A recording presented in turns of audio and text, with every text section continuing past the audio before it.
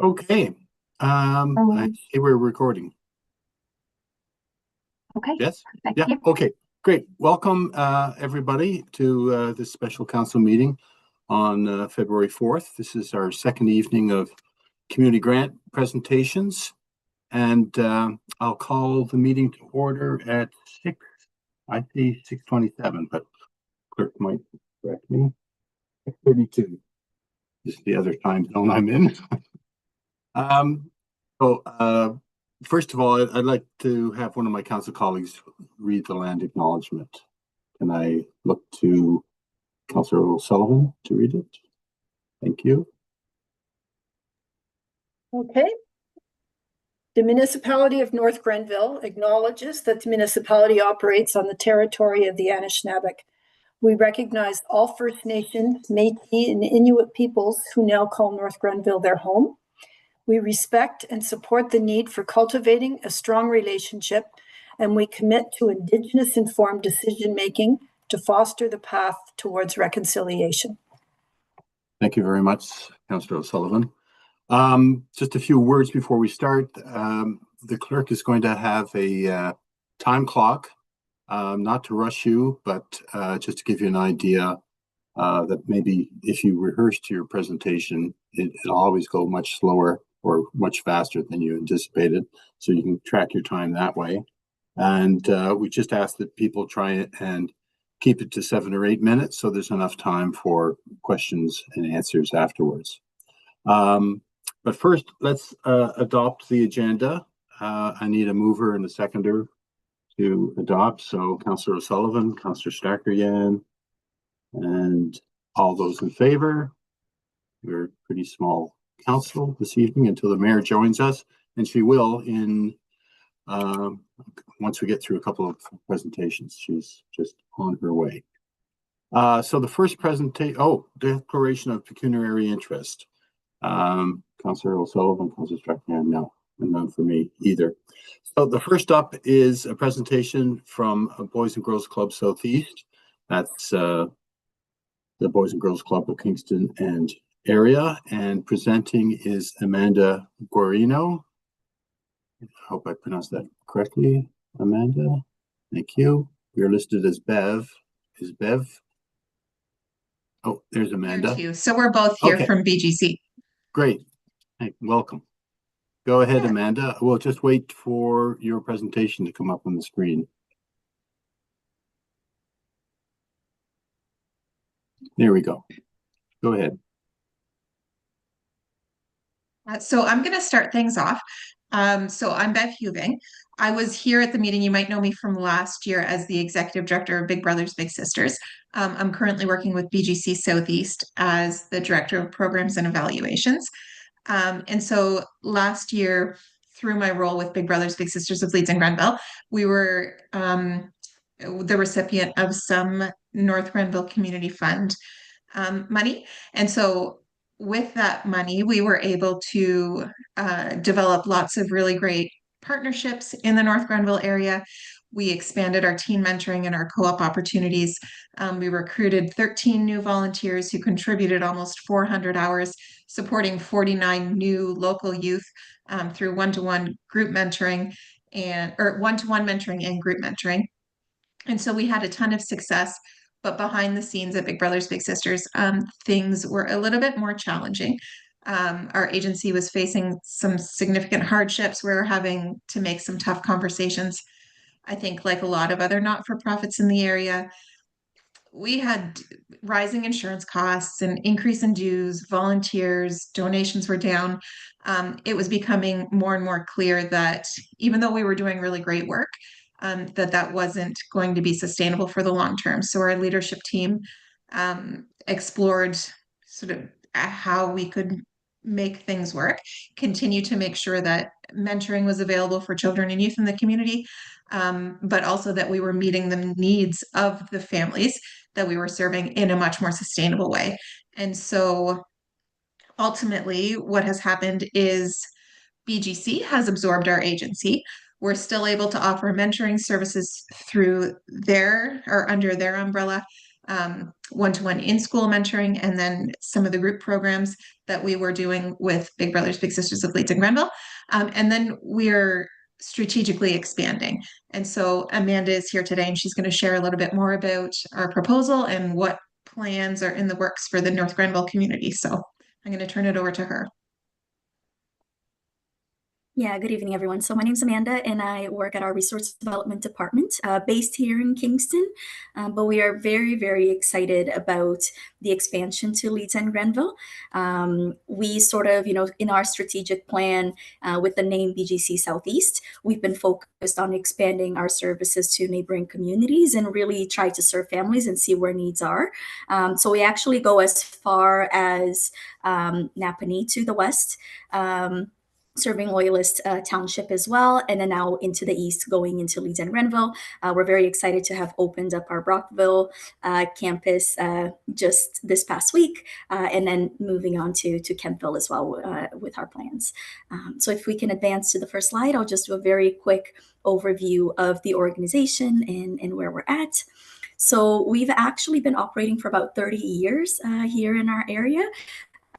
So we've been established since 1993.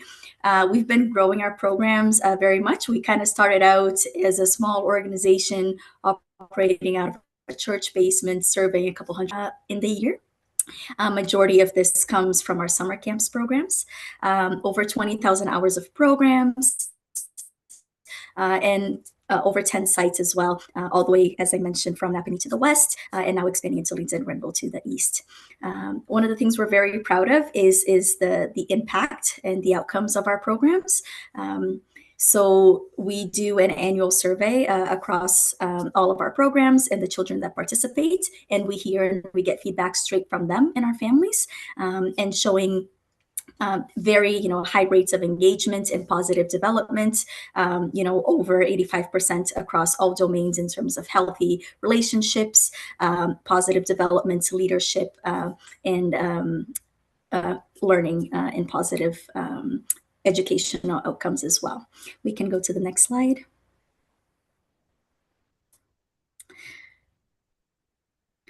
So very briefly, we serve all the way from very young ages, so from daycare, licensed programs. We're serving over 400 kids in daycare and before and after school. Now our after school programs for ages 4 to 12 are reaching over 600 kids across all of our sites, majority in Kingston, but we're also serving some rural areas, again, in Loyalist and north of the 401 as well.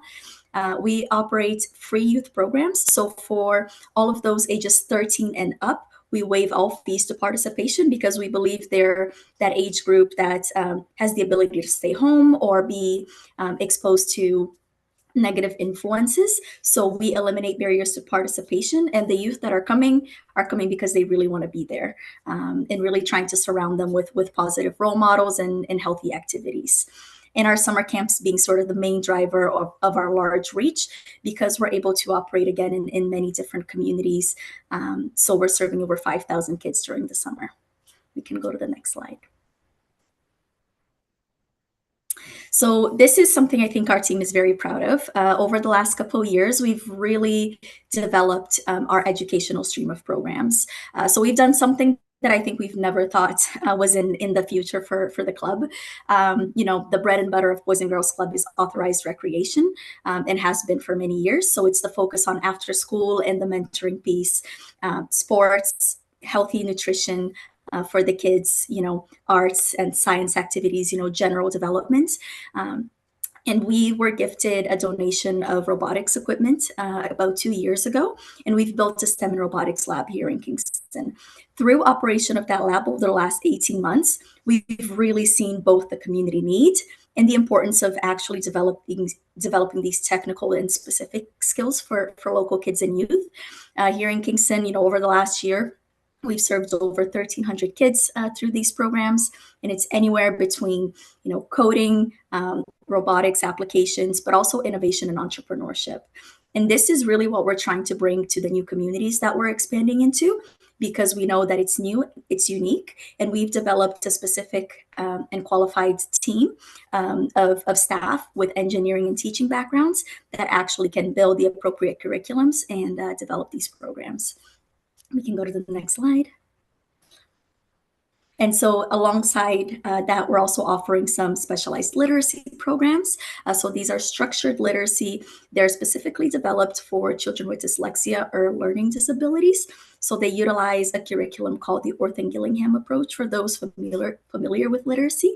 And it's also very innovative.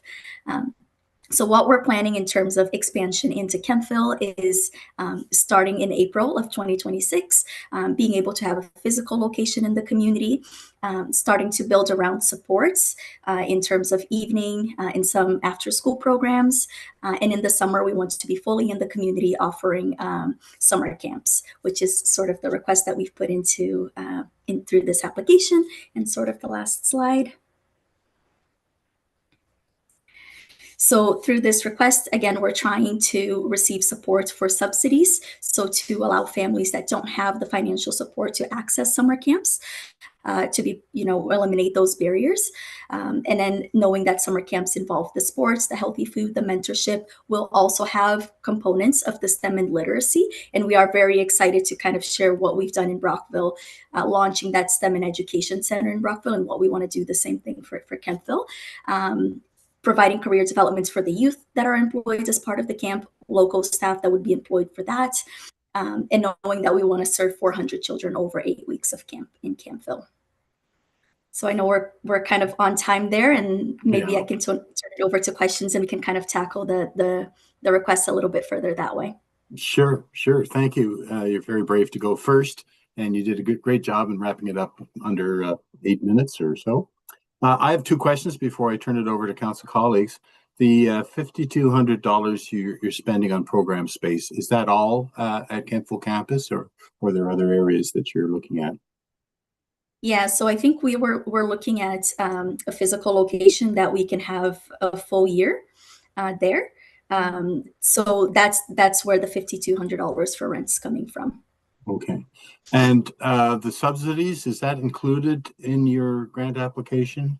You say 1 and 3 are usually subsidized somehow, maybe not 100%, but that's taken into account in this budget. And I assume that this is all for your expansion into North Grenville. Is that correct?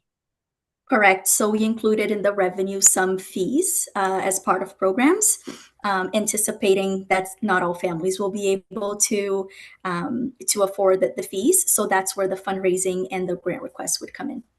Great. So I look to the rest of council. Council colleagues, any questions?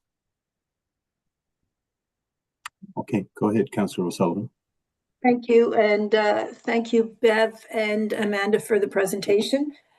Certainly sounds like a good program, and could feel the need for sure. You mentioned expanding into Leeds and Grenville, and then you talked about North Grenville.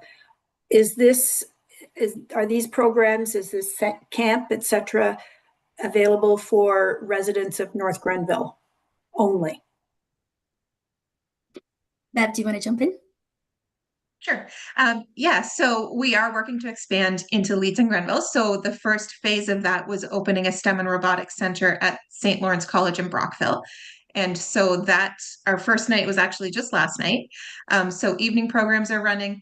We're planning for a March break camp and then summer camp in that location. And then as a second phase to our expansion, we're moving into Kemptville. So we'll have a physical location in Kemptville for North Grenville residents, after school programming, summer camps, and then who knows from there.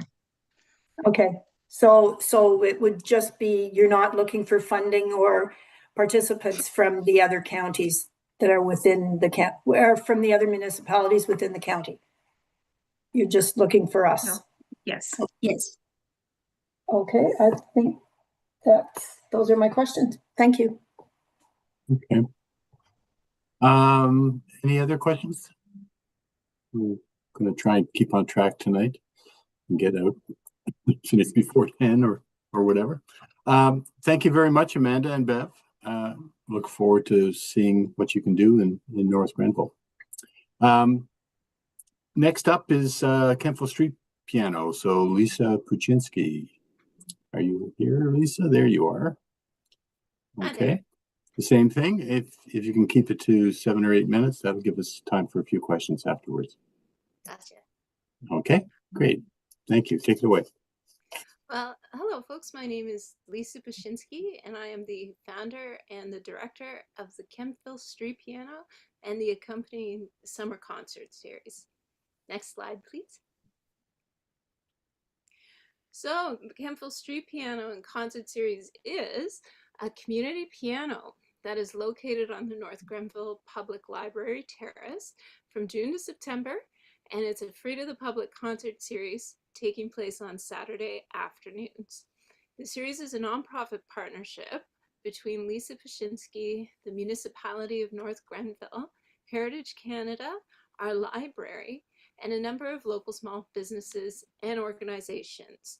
The goal of the series is to meet our population's desire for cultural programming in an outdoor setting by providing family-friendly activities in an accessible location for every resident to enjoy. Next slide, please. So this year, would you believe it, this is year 5. And locals have had some nice things to say about it. I'm just going to read a few excerpts here, but these are some of the reviews that have been posted on our Google location. So folks have been saying that they're proud to live in Kemptville because the sound was great for a small outdoor venue, and it was a great environment for outdoor music. People are enjoying the shade, the breeze, and music from talented singers and instrumentalists. And finally, it's a great opportunity to see a wide variety of musical acts in an intimate, accessible, all ages setting. Yes, it's a great free addition to the local scene. Next slide, please. So how does the Kemptville Street Piano contribute to community development? Well, according to the master plan that surveyed residents just before the pandemic, 95% of North Grenville residents are going outside North Grenville for arts and culture. Hopefully, the street piano is helping to change that demographic. Kemptville is growing and families need that arts programming right now. Street pianos are concert venues and they draw foot traffic, so they become hubs for shared cultural experiences. Also, musicians really enjoy the opportunity to perform in this kind of family-friendly, safe performance opportunity, and their fans do as well. And if 200 audience members come from outside North Grenville, which is what I estimated happened last year, total visitor spending could be over $80,000 according to Treem if some of them sleep over. Next slide, please.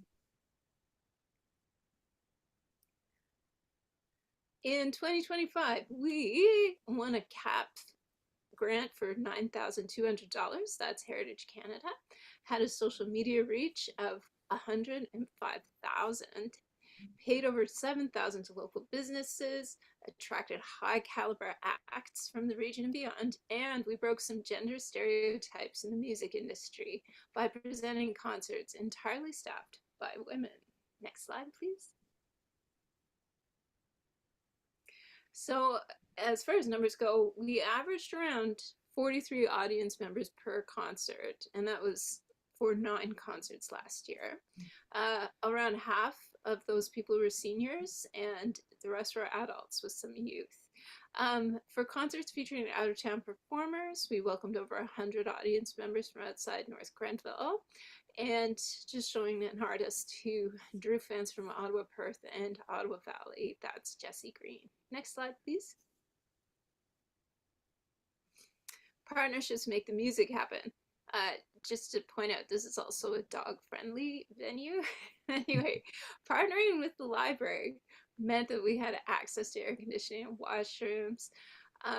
offering programming with organizations like Kemptville Folk Club, Kemptville Pride, and Ontario Presents expands the impact of the series. And this the picture underneath is an example of a program that was a partnership with Ontario Presents, where our sound engineer got to teach a sound engineering workshop.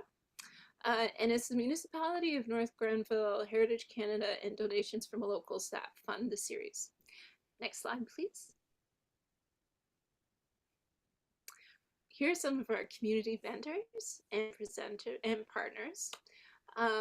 Beyond what I've mentioned already, there's the Upper Canada Musicians Association, the Kemptville Folk Club, Bradley Smith, the North Grenville Times, Koba Studios, Alita Karstad, a local visual artist, piano tuners like EF Tuning and Gilmer Piano, social media by Suzanne Larner, and then there are the musicians and the fans. Next slide, please. So we, with the street piano, encourage meaningful public engagement, increasing community cohesion through a signature event. There's inclusion and access as part of the series. It's accessible to residents and visitors of all ages, abilities, and income levels. And we're also making downtown a community focal point where you can see our beautiful Kemptville Creek. Next slide, please. And here is the ask. So this year, the Kemptville Street Piano Concert Series is asking for $7,500. That is for 3 months worth of programming. So total expenses for 13 concerts comes to around $30,000. But if I get $7,500 from the municipality, the rest is made up in in-kind donations, and Heritage Canada will match the municipal donation and also the in-kind donations at around $15,000. The difference between me receiving $5,000 from the municipality and $7,500 is actually an entire month's worth of programming. And next slide, please. And these are just a few more pictures of some of my favorite acts that didn't fit in the rest. And that's it in a nutshell, folks. One more thing I wanted to mention about a sustainable future.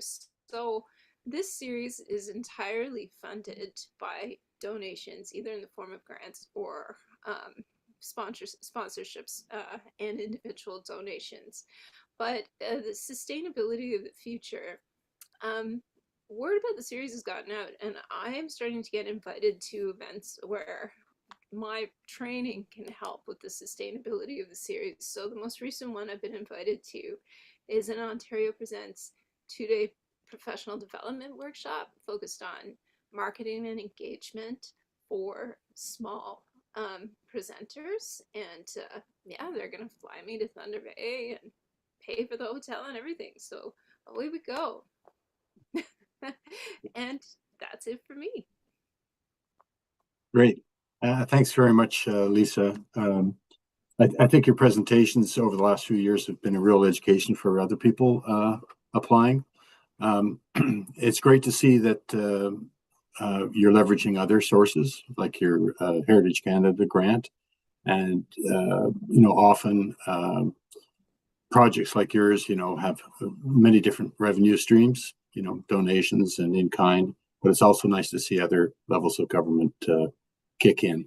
I know that it would be dependent on this grant. So that, it adds extra power to your presentation. But I'll open up to the rest of council for questions, because we're pretty much on track until we get into lengthy explanations. Go ahead, Mayor Peckford. Thanks for coming. Thanks for joining us. You're muted. You're muted. Of course. Thanks so much, and thank you, Deputy Mayor, for agreeing to chair a portion of tonight's proceedings. I just wanted to ask Lisa, through you, Chair. Lisa, I know that you've enjoyed, as the Deputy Mayor was saying, external grants in the past.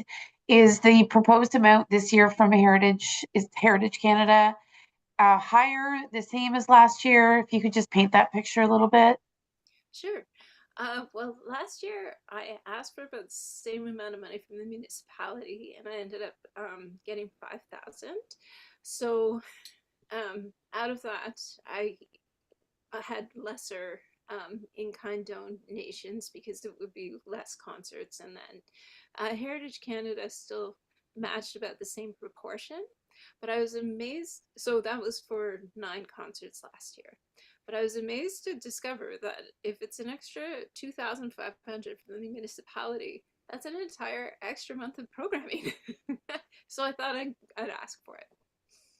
And the Heritage Canada program that you're able to tap in or avail of is a program that's available every year to organizations such as yourself. They don't have a time limit in terms of the number of years they support this kind of programming. No. So it's the Community Arts Presenters Fund or the Canadian Arts Presenters Fund. I'm forgetting which one. And this year actually Carney gave them more money. So, and they're always short on rural presenters. So I'm sort of guaranteed the funds. Shh. Don't want to jinx myself, but yeah, there aren't that many rural presenters that are asking for funding for this. They should. Yep. Okay, great. Thank you. Any other questions from the rest of council? Go ahead, Councillor O'Sullivan. Through you to Lisa. Lisa, do you have a tally of the number of attendees over the 5 years that it's been running? Oh, no, I don't have one over the 5 years. I do have them year to year. Oh, so it's increasing every year? Depends on how many concerts. Well, okay. So last year we had 9 concerts.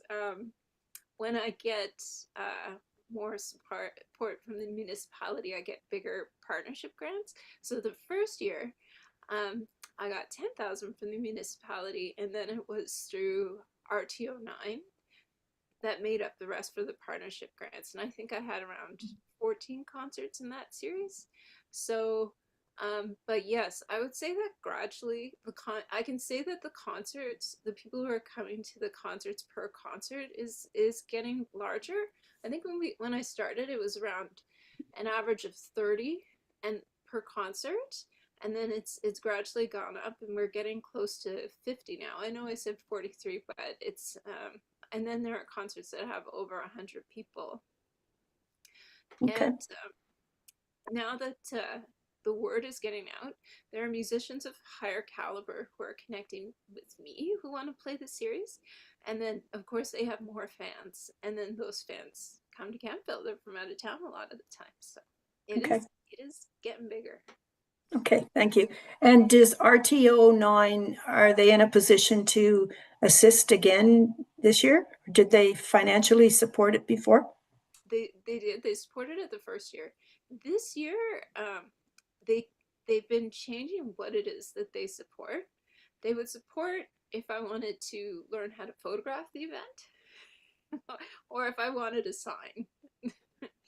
So the first year that I applied, they were providing funding for different stuff that had more to do with activities. Okay. Yeah, but they might change again next year. I'm always keeping an eye out. Okay, thank you. Mayor Peckford.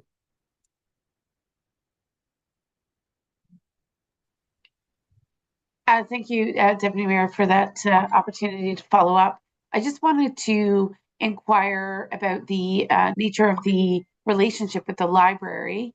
I presume, because of course you switch your day to Saturday, I think, that for the most part, that has been a symbiotic relationship in terms of how you work with the library.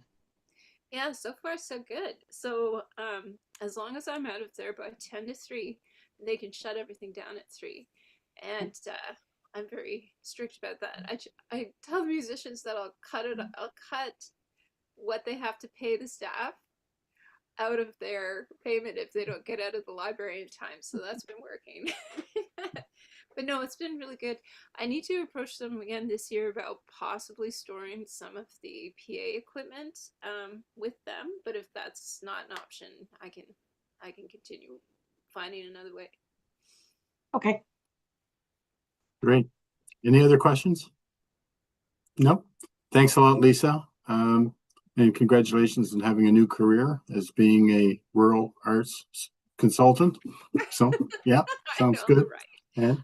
Any further questions, feel free to email me. And Doreen, I'll see if I can come up with a number for you about the past 4 years. I think that's a good thing for me to be able to talk about. Great. Thank you very much.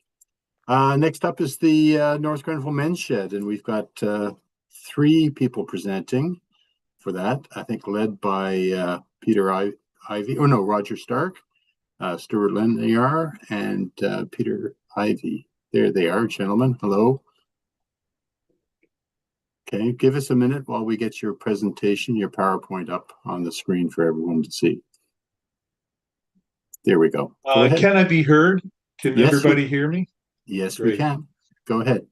First, I want to thank the council and Madam Mayor for letting us join you tonight and present our newly formed men's shed.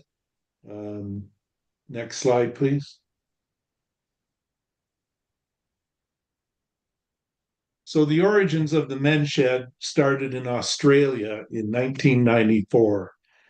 And it started as a mental health program or organization to help retired men get through their isolation and depression. The men's shed now is publicly supported in Ireland and Great Britain. And in Canada, we are in 10 provinces with 170 groups.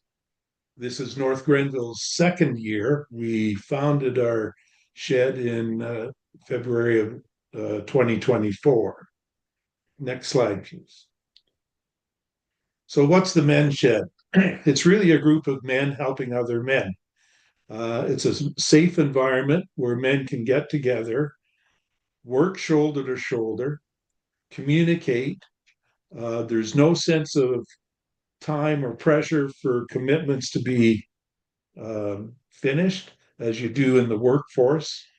Men learn new skills, teach new skills, and the biggest thing is they make new friends, and it's a safe place for people men to be able to voice anything that's wrong happening in their life. And it's a way to avoid isolation, and we do give back to the community. Next slide, please. So this is a big medical research that was done in the UK, and these 3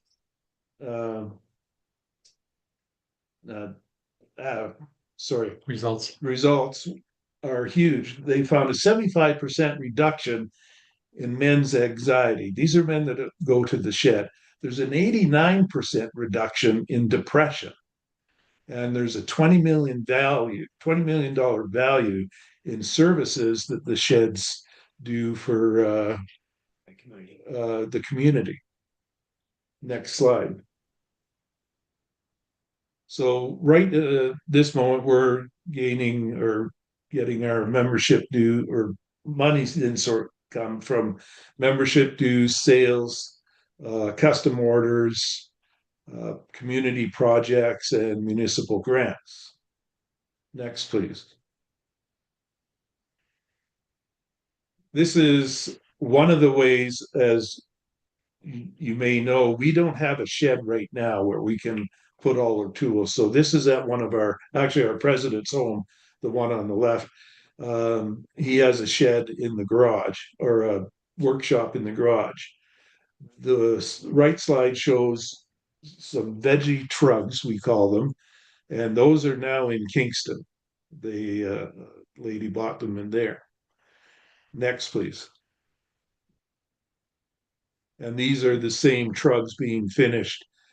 We are in the Oxford, or the Salvation Army old building on Oxford Street. Next, please.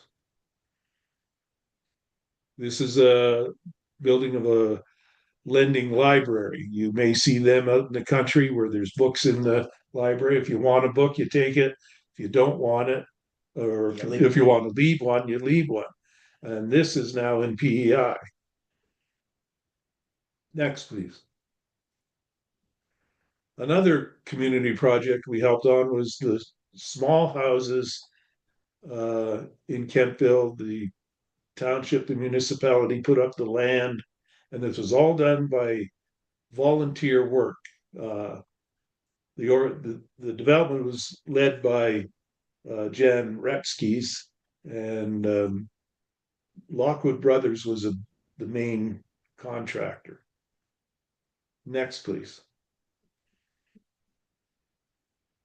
These are some of the items we make for sale. There's bowl on the right. There's bird houses. There's bird feeders. Tool caddies. And some tool caddies. That's some of the stuff we make. Next, please. This is a bench that was asked for by the Yellow Canoe in Merrickville. This is a memorial bench. The owners of the Yellow Canoe lost their daughter. I don't know why or how, but anyway, we built a memorial bench for them, and that's the I guess unveiling of it. Next slide, please. This is again another shot of the veggie truck. They're just a raised garden bed, and they're quite successful and popular. Next slide, please. This was a big event that went over very well. This was the town got in touch with us, wanted to make bat houses. So we made 3 bat houses, and then the lead, who was handling this project, asked them if they wanted to open it up to the community, and they sold tickets, and there was 12 kits made. Next slide, please. So there was 12 kits made, and these are the people that came in, and they assembled their bat houses together, and there was 3 of us there. The fellow on the left-hand side with the rate apron is our president, Peter Ivy. So it was a very well attended event and very successful. Next slide, please. This is another project we did. It was building a shelter for the Canada Food Bank. Next slide, please.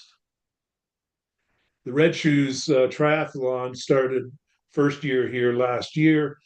The shed was involved. We made some items for them. Next slide. You'll see these are the men that volunteered the barricades and the route and guided the runners and the athletes on the correct route. Next slide, please. This is a 100-foot bike stand, and these bikes are $5,000 around each, and so it was very successful, and they were very impressed with the work, and it was designed to get your bike off quickly. Next slide, please. This is Mayor Peckford. With her left is 2 of our shed members, and on the right is Rob Moore, who organizes the triathlon. Next slide, please. This was a big job. The slide on the left is a 1910 Cutter sleigh, and we were asked to put a sleigh in Rotary Park for the people to sit in, and that's it, finished on the right-hand side. It's a 115-year-old sled. Next slide, please.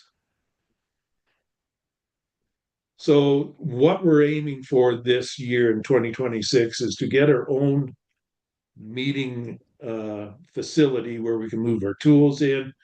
Next slide, please. And this is an example.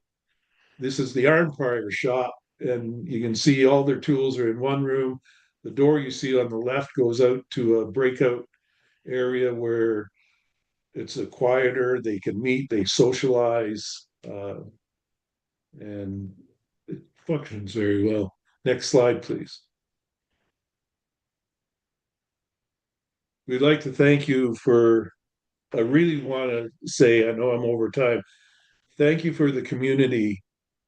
We got started in 2024 and the community municipal gave us Oxford or Mapleview, Maplewood School in Oxford Mills for free for the first year. And that enabled us to get our feet on the ground and off to a good start. And we're 40 members strong now. So thank you very much for your support. Questions?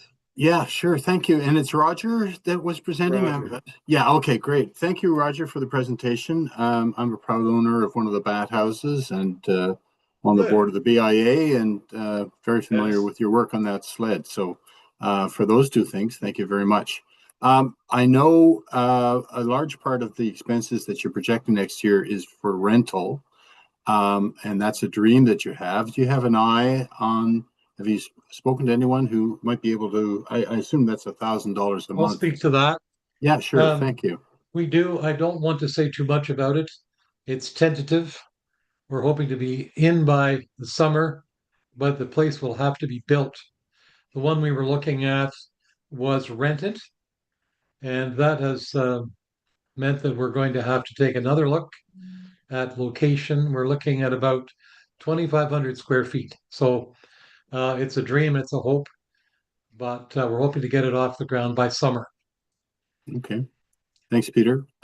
Final question before I turn it over to the mayor, and that are, what are your membership dues? We pay, go ahead. Stuart, our treasurer here. Hi, Stuart. Yeah. Yes, good evening. Yes, The, good evening.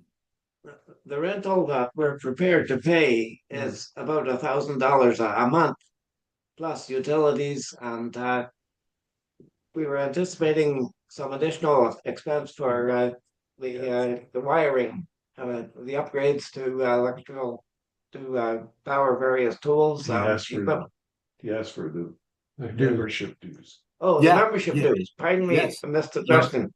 It's okay, Stuart. Go It's, ahead. $60 for every 3 months, $20 a month, Okay. payable quarterly. And how many Um, paid up members do you have right now? Well, depending on the ability to pay, Oh, we yes. don't turn people away. Okay. If 30 people do pay, then we're generating 30 times $240 a year. Great. Great. Thanks. Mayor Peckford, you've got some questions.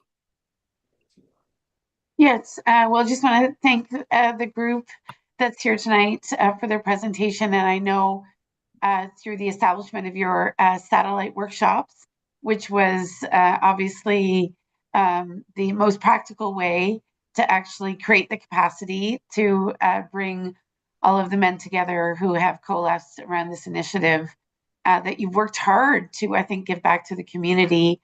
And of course, I've been following your journey since the beginning and have appreciated everything you've done. Certainly, maybe just for my council colleagues who aren't as aware of how you've forged your path over the last couple of years, you could describe in a little more detail what the impact is from taking your satellite sheds, which is a very innovative approach, and bringing them into one shed. What, practically speaking, does it mean for your group moving forward? Because I know you've worked so hard to find a permanent space, and there's been all kinds of challenges, and I know you're closer than I think you ever have been to hopefully getting that space. But I think my colleagues might appreciate a little more insight into why that matters so much as you move ahead in North Grenville. Okay, I'll try to answer that. Today we had a group of men meeting in a garage, a heated garage. You can appreciate the temperature outside is a little chilly even still, but in Canada, I think we're unique in the whole country of having invented a satellite shed. A satellite shed is a small location with tools for building the equipment and projects that we can build. But we're limited in terms of the number of people that you can put into a garage.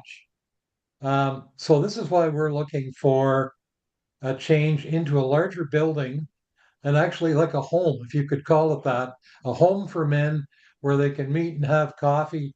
One gentleman today called me about 10:30 and he asked if he could join us. And I said, well, we meet at 8:30. And he said, oh, that's way too early. And I said, well, but we have coffee and donuts. And right away he said, I'll be there. So men meeting together, it's really important for socialization. And we're looking forward to getting a bigger space similar to Arn Prior. And it also enables the flow of a project. You can leave the project, you can walk away, come back another day, it's there, you've got all the tools, and it just flows better for building and for creating. So that's a big plus. We have about $30,000 in tools, and right now we don't know where to put them because we have no space. So they're stored in garages dotted all around North Grenville. If anybody knows of a place we can put them, we're going to have to move most of them by March. Okay, great. And Thank you, gentlemen. Yeah, go ahead. I was going to say, just to let you know, the men's shed concept started in Australia by a woman. It was her husband who was suffering the effects of retired life. He was being depressed. She saw this and she said, she put together the men's shed idea. And from there, that's where it went. There's something like 2,500 sheds around the world and 1,200 of them are in Australia. That's I great. thought that was Well, it's a great idea. So thank you, Peter, Stuart, and Roger. I don't see any other hands up. So we'll wish you good luck. And we're going to move on to our next presenter from the Old Town Kemptville BIA, Talia Hurljack. Hello, Talia. Thank you very much.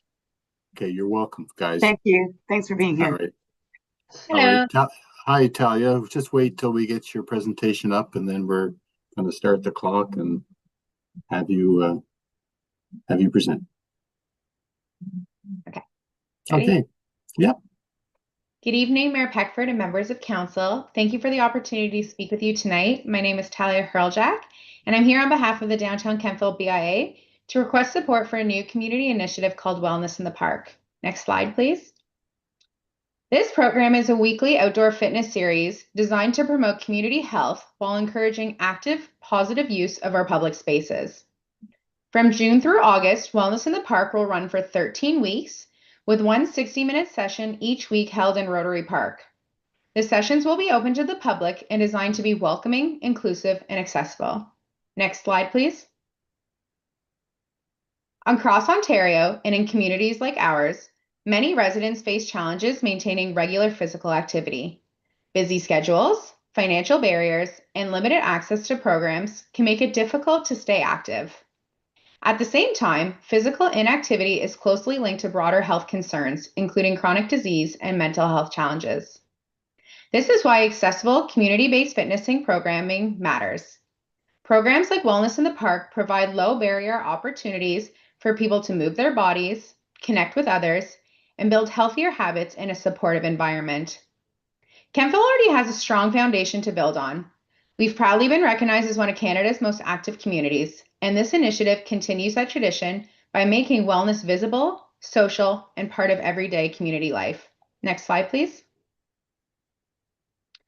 A key strength of this program is its partnership with the local business community. Wellness in the Park will engage 5 downtown Kemptville fitness studios with certified personal trainers, yoga instructors, and wellness professionals rotating weekly. This rotating format offers variety, from yoga to strength and mobility classes, while giving participants the chance to meet different instructors and explore new fitness styles. At the same time, it gives local instructors a meaningful opportunity to showcase their expertise, connect with potential new clients, and build relationships beyond their studio walls. It's a true win-win. Residents gain access to quality programming, and downtown businesses gain visibility and connection within the community. Next slide, please. Each session will be 60 minutes in length, led by a qualified instructor with a strong emphasis on inclusive programming. Modifications will be offered to ensure people of different fitness levels can participate safely and comfortably, and those returning to activity after a time away. Next slide, please. This is a particularly exciting opportunity because we currently have 5 fitness businesses located within the downtown community. And should we expand our downtown footprint, which we'll know prior to Wellness in the Park launching, that number could grow to 6. What's especially remarkable is that every one of these businesses is female-owned. Wellness in the Park provides a powerful way to showcase the leadership, expertise, and impact of women in the fitness industry right here in Kemptville. Each studio brings a different area of specialization and teaching style, and the rotating format allows residents to experience a wide range of sessions throughout the summer. It will be inspiring to see the variety, creativity, and energy these instructors bring to the park while highlighting the strength of local women-led business community. Next slide, please. While Wellness in the Park is about health, it's also about downtown vitality. By bringing residents into Rotary Park each week, we create natural opportunities for people to stay afterward, to grab a coffee, to enjoy brunch, meet friends, or explore the unique shops, services, and restaurants in the downtown core. Increased foot traffic leads to increased visibility and spending, helping strengthen our local economy throughout the summer months. This program aligns closely with the BIA's mandate, supporting local businesses while enhancing the overall experience of downtown Kemptville as a place to gather, connect, and thrive. Next slide, please. The social benefits are equally important.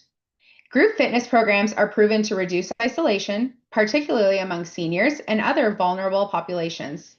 Moving together builds connection, trust, and belonging. Research shows that community programs can increase social cohesion by as much as 30%, and those relationships often extend well beyond the class itself. The informal support network that form, people encouraging one another, checking in, and returning week after week, helps sustain long-term community health and resilience. Next slide, please. Next one, please. This request is not all about simply funding a program. It's about the council choosing to take part in a visible, community-driven initiative that residents will experience week after week throughout the summer.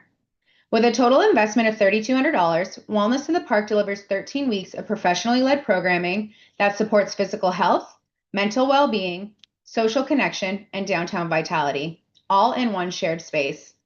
Our ask to council is to fund $2,400 of the program, with the BIA funding the remaining $800.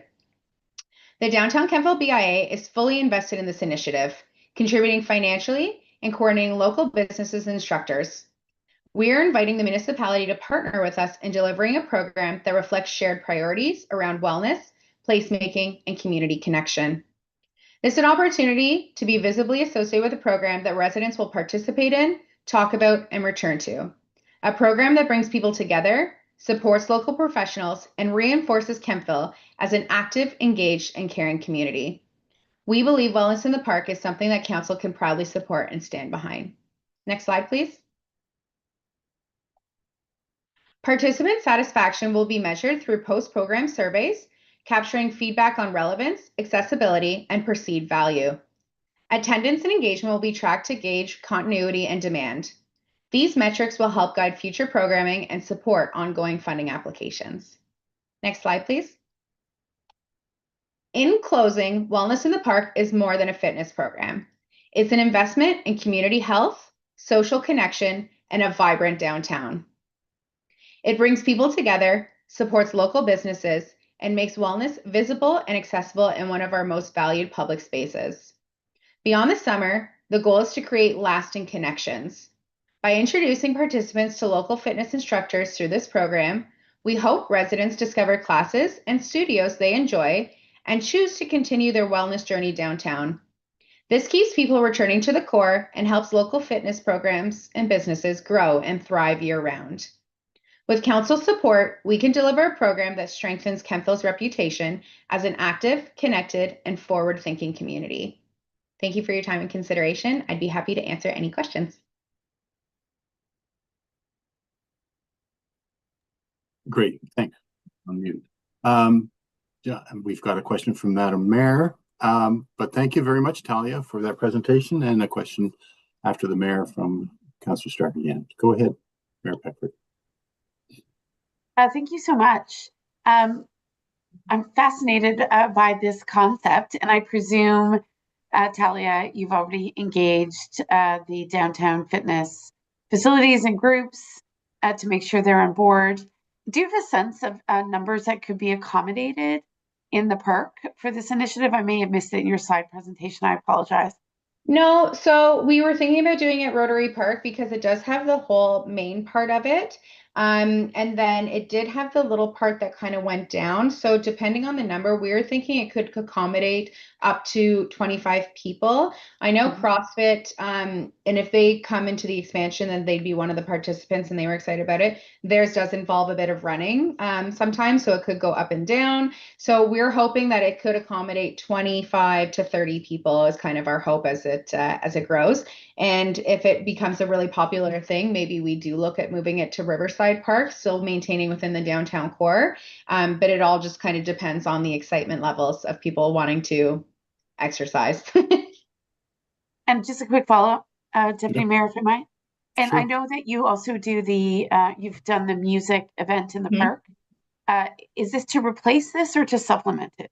Supplement it. So the hope is that the South Branch Serenade really benefits a lot of the restaurants and a lot of the, the shops that remain open on Thursday nights. This would be something different that kind of exposes the fitness industry in the downtown core. So depending on the instructors and what we can get for Rotary Park, and we're still going to work with Laura to kind of determine that. We are thinking maybe like a Saturday or Sunday morning to kind of bring people into the core at a different time. So it'd be different times of people coming in and experiencing the beauty of it. Perfect. Thank Great. you. Councillor Stark again. Thank you very much. Hello, Talia. Thank you very much for the presentation. I think during COVID, a couple of the fitness instructors did a similar thing at that time, and I think it was a lot of fun for residents. I have a few questions. I was going to ask about class size, and you've answered that already. Excuse me. I'm just curious about the 18 plus limitation that has been set, and if there's what the rationale is behind that, and also whether or not it was considered to have a drop-in fee to help cover off some of the costs for the instructors. So the 18 plus, we were trying to just kind of gauge maturity level based on the participants. Because it is close to the road, we were nervous having kids running around in that area. So 18 plus is sort of where we hit. And then as for a drop-in fee, we were trying to keep it free in order to encourage people to come to the downtown core. South Branch Serenade is free. Therefore, we are trying to do something along this for free, just to do something for the businesses and encourage people to actually come. Many of our events are free, and we'd like to continue that as the highlight of coming to an event in the downtown core. It's for a community, and this is a way we want to give back to them, to thank them for supporting local. Okay. I guess my only comment about the age limitation, there's a big difference between a 5-year-old and a 15-year-old. So perhaps there's some consideration for older teens that may want to come with or without parents, that could be done if there's no liability insurance concerns that would say it has to be adults only. So that's my only comment. Thank you very much. And we're definitely open to feedback on that. That was just kind of the starting point, but absolutely, it's definitely something to consider. Great. Any other questions? No? Thank you for that presentation, Talia. It was great. You made it under the 8 minutes. I know you rehearsed. So thank you very much for keeping it short. And it sounds like a wonderful program. So we're going to move on. Mr. Nadeau, Mark, are you with us? And did you have a presentation that you sent in, Mark?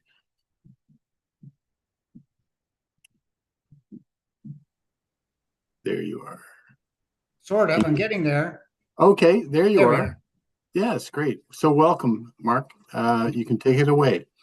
Thank you very much, Mayor and Council members who are present.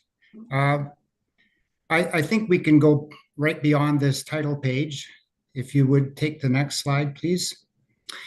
Now, this here, what I have presented is a mock-up. This is made of cardboard. It's a new design that I have in mind. I've taken this to, or rather to the OMCA, and they are quite enthusiastic of this idea.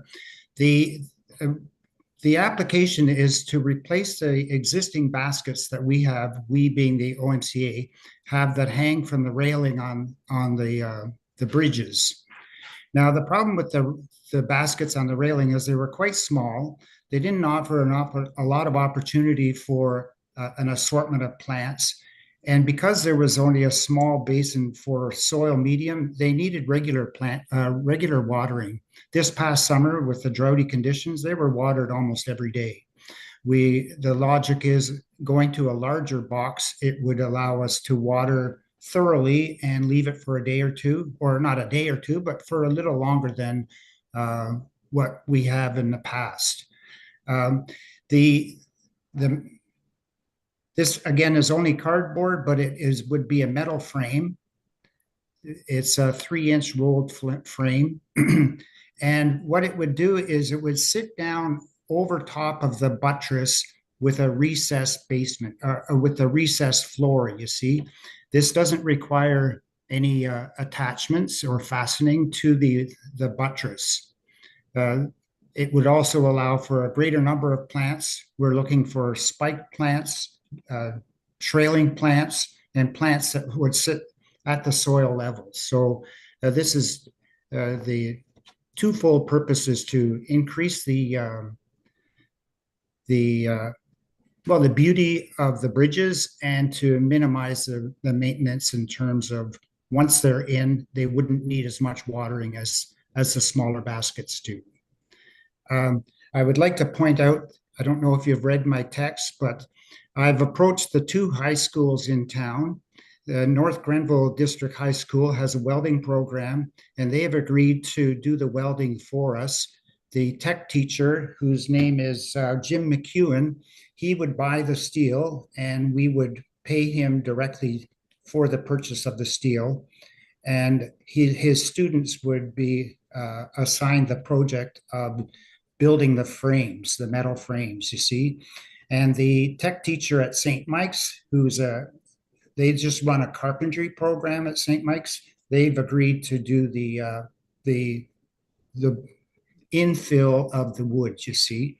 Now, again, to one of your queries has been, do we have a community involvement? Well, the community involvement has been the history of these hanging baskets that have been on the bridge for quite some time. And there's some enthusiasm for continuing with, well, enlarging these and maintaining them over a period of time. I've also, just in giving this some thought recently, have considered, and I haven't proceeded with this, but I have had the thought of approaching the Kemptville campus greenhouse and Claude Smith and inquiring whether she could provide some consulting services to us in terms of what plants might be most suitable, what material, and maybe even using the greenhouse for establishing some of the plants. In the past, we've always bought our plants locally. We don't run off to, well, Ottawa or some such place. And so that would be the second, that's a closer view of the same basket, same box on the same buttress. Now, one of your queries was the sustainability. The next few slides are just, if I could have you advance, then and you can proceed through these every few seconds, but these are demonstrations of the baskets that exist now. They are about 18 inches long and about 6 inches wide. And I did a quick calculation. The buttress boxes are about 4 feet by 15 inches, and they would offer about 7 times the surface area for plants. These are this is some of the arrangements that have been made by previous members of the OMCA. And I mention that because, we've had an evolution of membership, and yet this project has sustained itself over quite some period of time. So I'm quite confident that it would continue into the future. Going back to the costs, the costs are about, well, the tech teacher stated that the metal and whatever inputs are required to do the welding would be about $180 per piece. And there's going to be additional hardware materials for the wood. The wood is being donated by myself and another member of the OMCA. But we're looking at probably at least $800 for the metal frames. This is going to offer an awful lot more durability and I think aesthetic value. Something that we have discussed over a period of time is perhaps having dedication plaques placed on these. Now that hasn't gone very far, but that is a possibility for the future.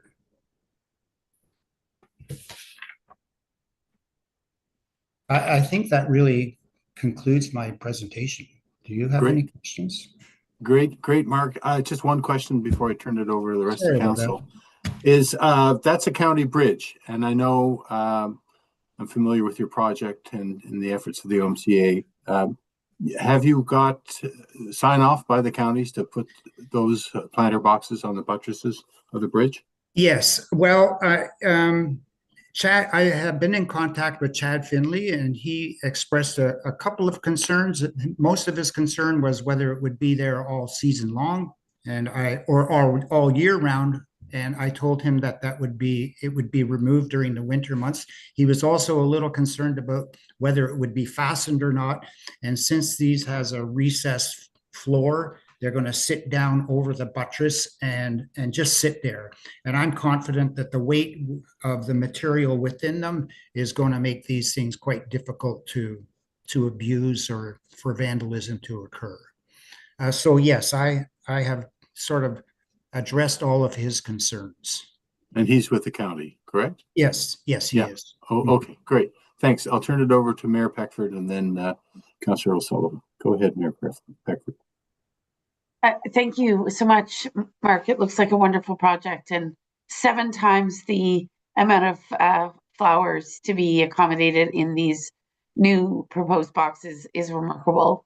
I just wanted to ask if what's the lifespan of one of these boxes? And perhaps it was in your submission. I just didn't see a reference to it. No, I quite honestly don't know. Okay. But these boxes would be lined with something that would sort of protect the material from the wood so that it would extend the life.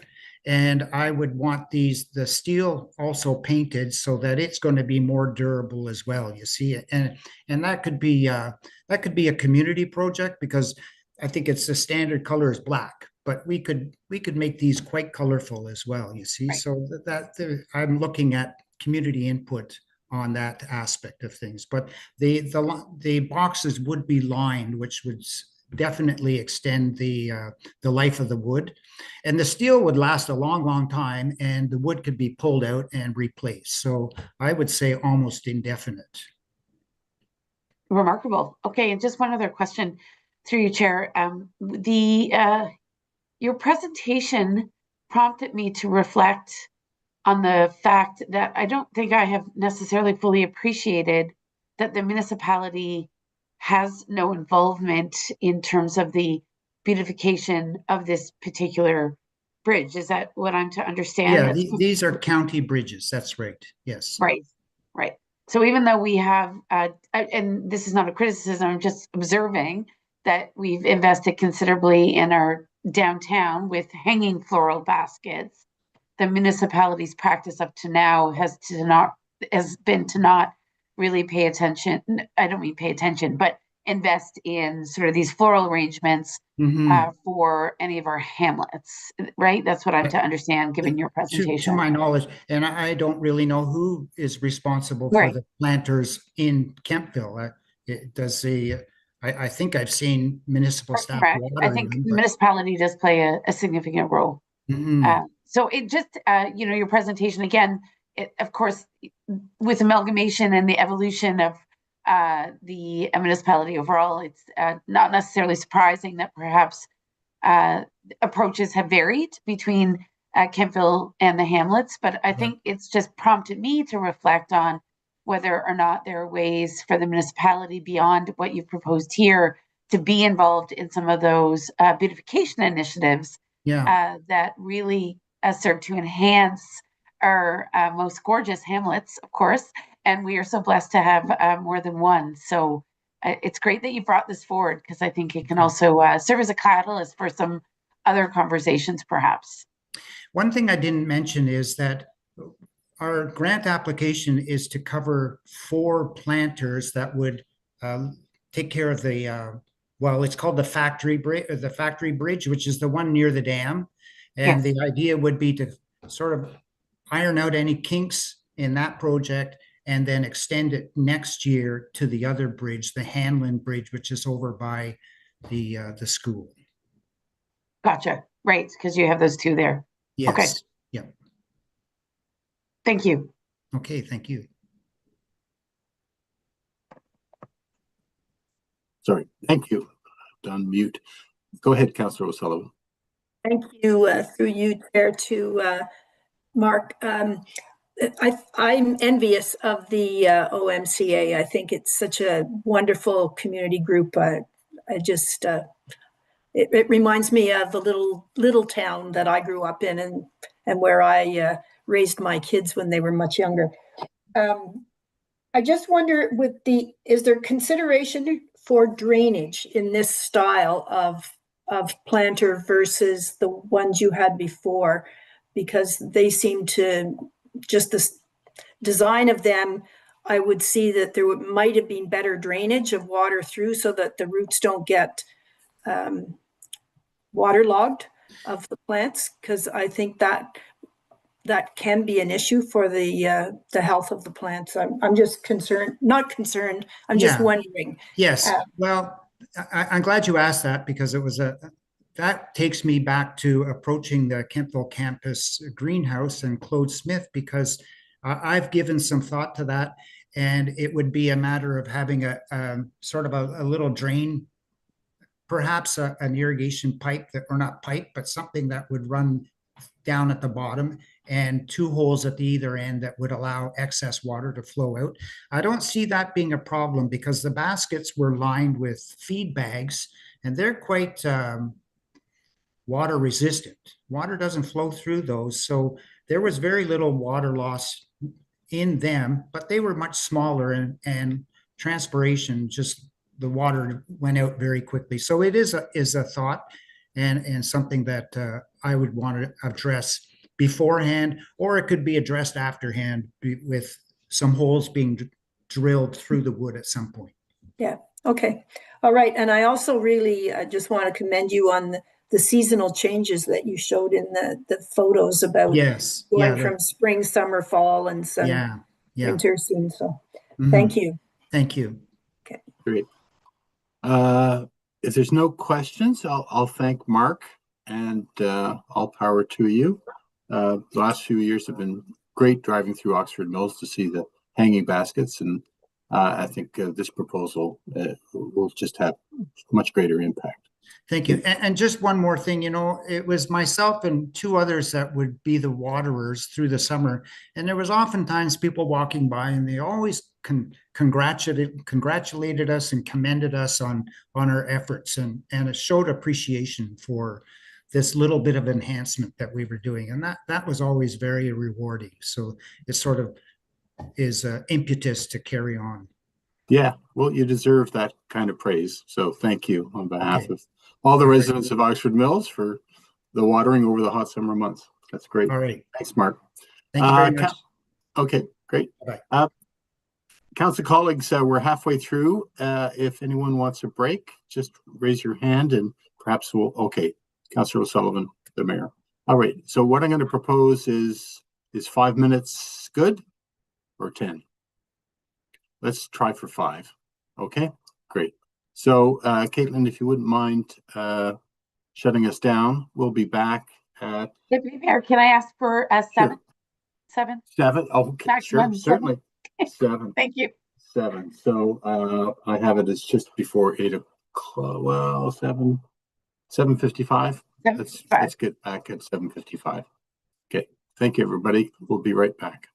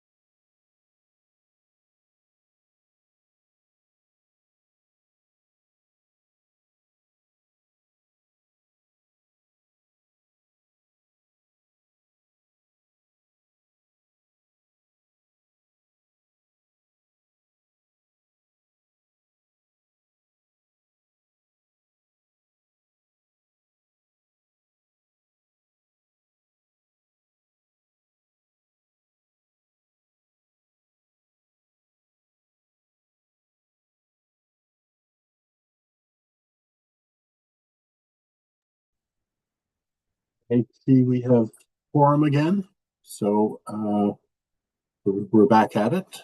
Caitlin? Just before we get back to the presentations, I just want to thank staff, which includes Caitlin, who is here tonight, and Tammy Hurlbert, for their efforts in putting together, the agenda packages that we've been using since last week. It's been great to have it all together and to be able to see all the presentations and read all the applications. And it was a lot to get through, and we're halfway through the second evening, so full steam ahead. Next up, we're going to hear from Rob Moore of the Rural Fetal Alcohol Spectrum Disorder Support Network, which is a mouthful, but I thought to get that out and we can talk about Rural FASD Support Network from now on. Rob, you're with us. I see you there. We've got 8 minutes, and which will leave us a couple of minutes for some questions. So take it away. All right. Thank you, Deputy Mayor. And I very much appreciated the fact that you got the fetal alcohol spectrum disorder in there. So in terms of presentation, I'm going to be focusing primarily on the Red Shoes Triathlon and that signature event that we're looking at doing again this coming August 15th. I just have a couple in terms of the opening slide there. That's our website there where the information is currently located, as well as our logic model. I'll get to go to next slide. So in terms of the Red Shoes Triathlon, as you know, our inaugural event was last year, and there was overall would very much be deemed successful, not just based on my opinion, but based on the opinion of the participants, the feedback that we got, and primarily Triathlon Ontario as well. Once again, we're looking at using Riverside Park as that central location for the triathlon. It will be once again a pool swim. We're also using the trail around the park itself for the run portion. And then the registration, medical tents, timing tent, the official rooms, and what's known as the T-zone or the transition zone are all located there within Riverside Park as well. And then finally, Sunday, August 16th is the date that we are going to be hosting again this coming summer. I won't have you go to that link, but that particular link that you're seeing there is actually the Triathlon Ontario link. If you get an opportunity to take a look at it, you will see that at this point, Triathlon Ontario is now officially declaring us to be part of the Ontario Youth Series. We are one of 3 sites in Ontario that is designated in that fashion, and we are the only one in Eastern Ontario right now. So, next slide.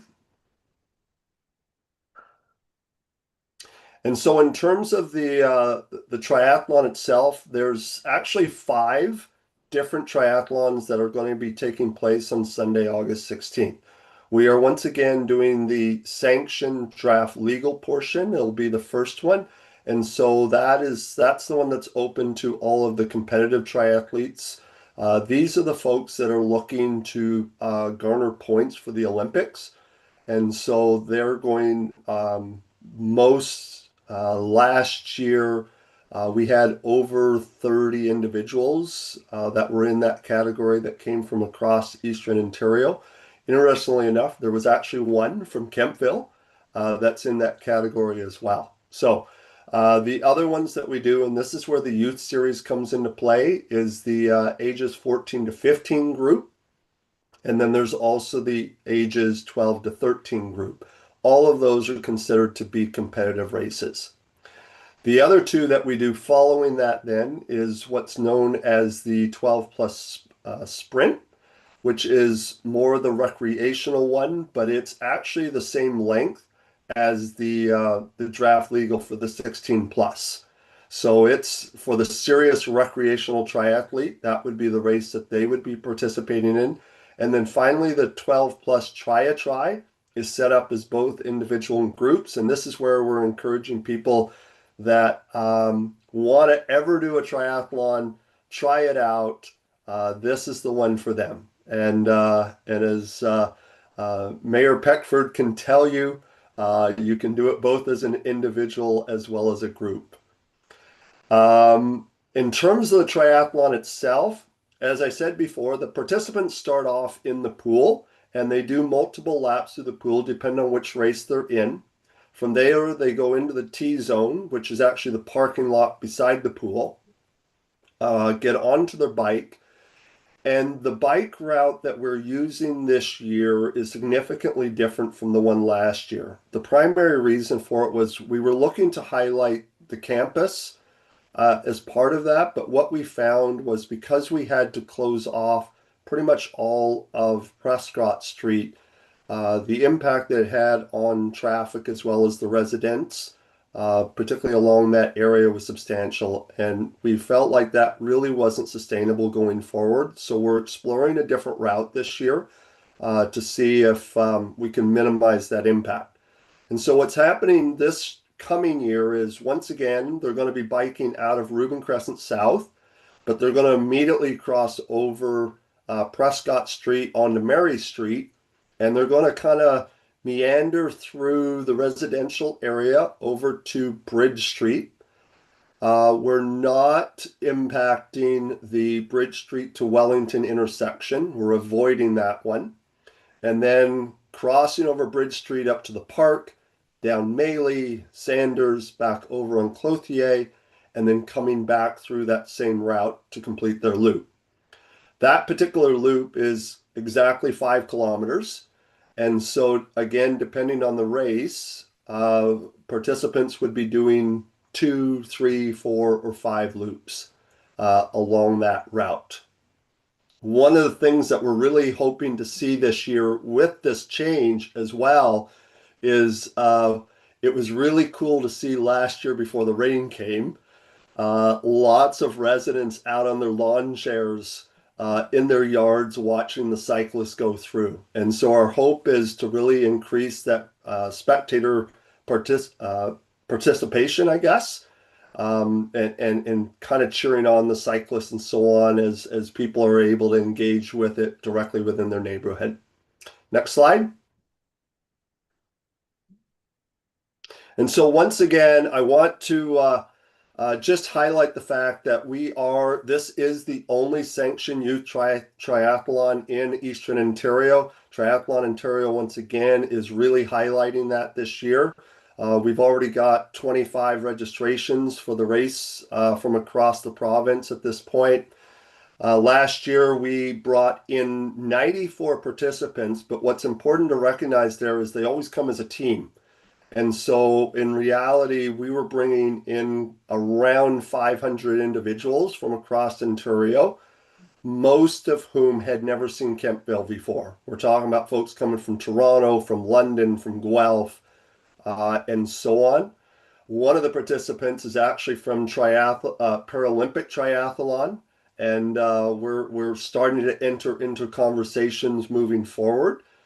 And the primary reason for it is because Riverside Park is an absolute unique experience.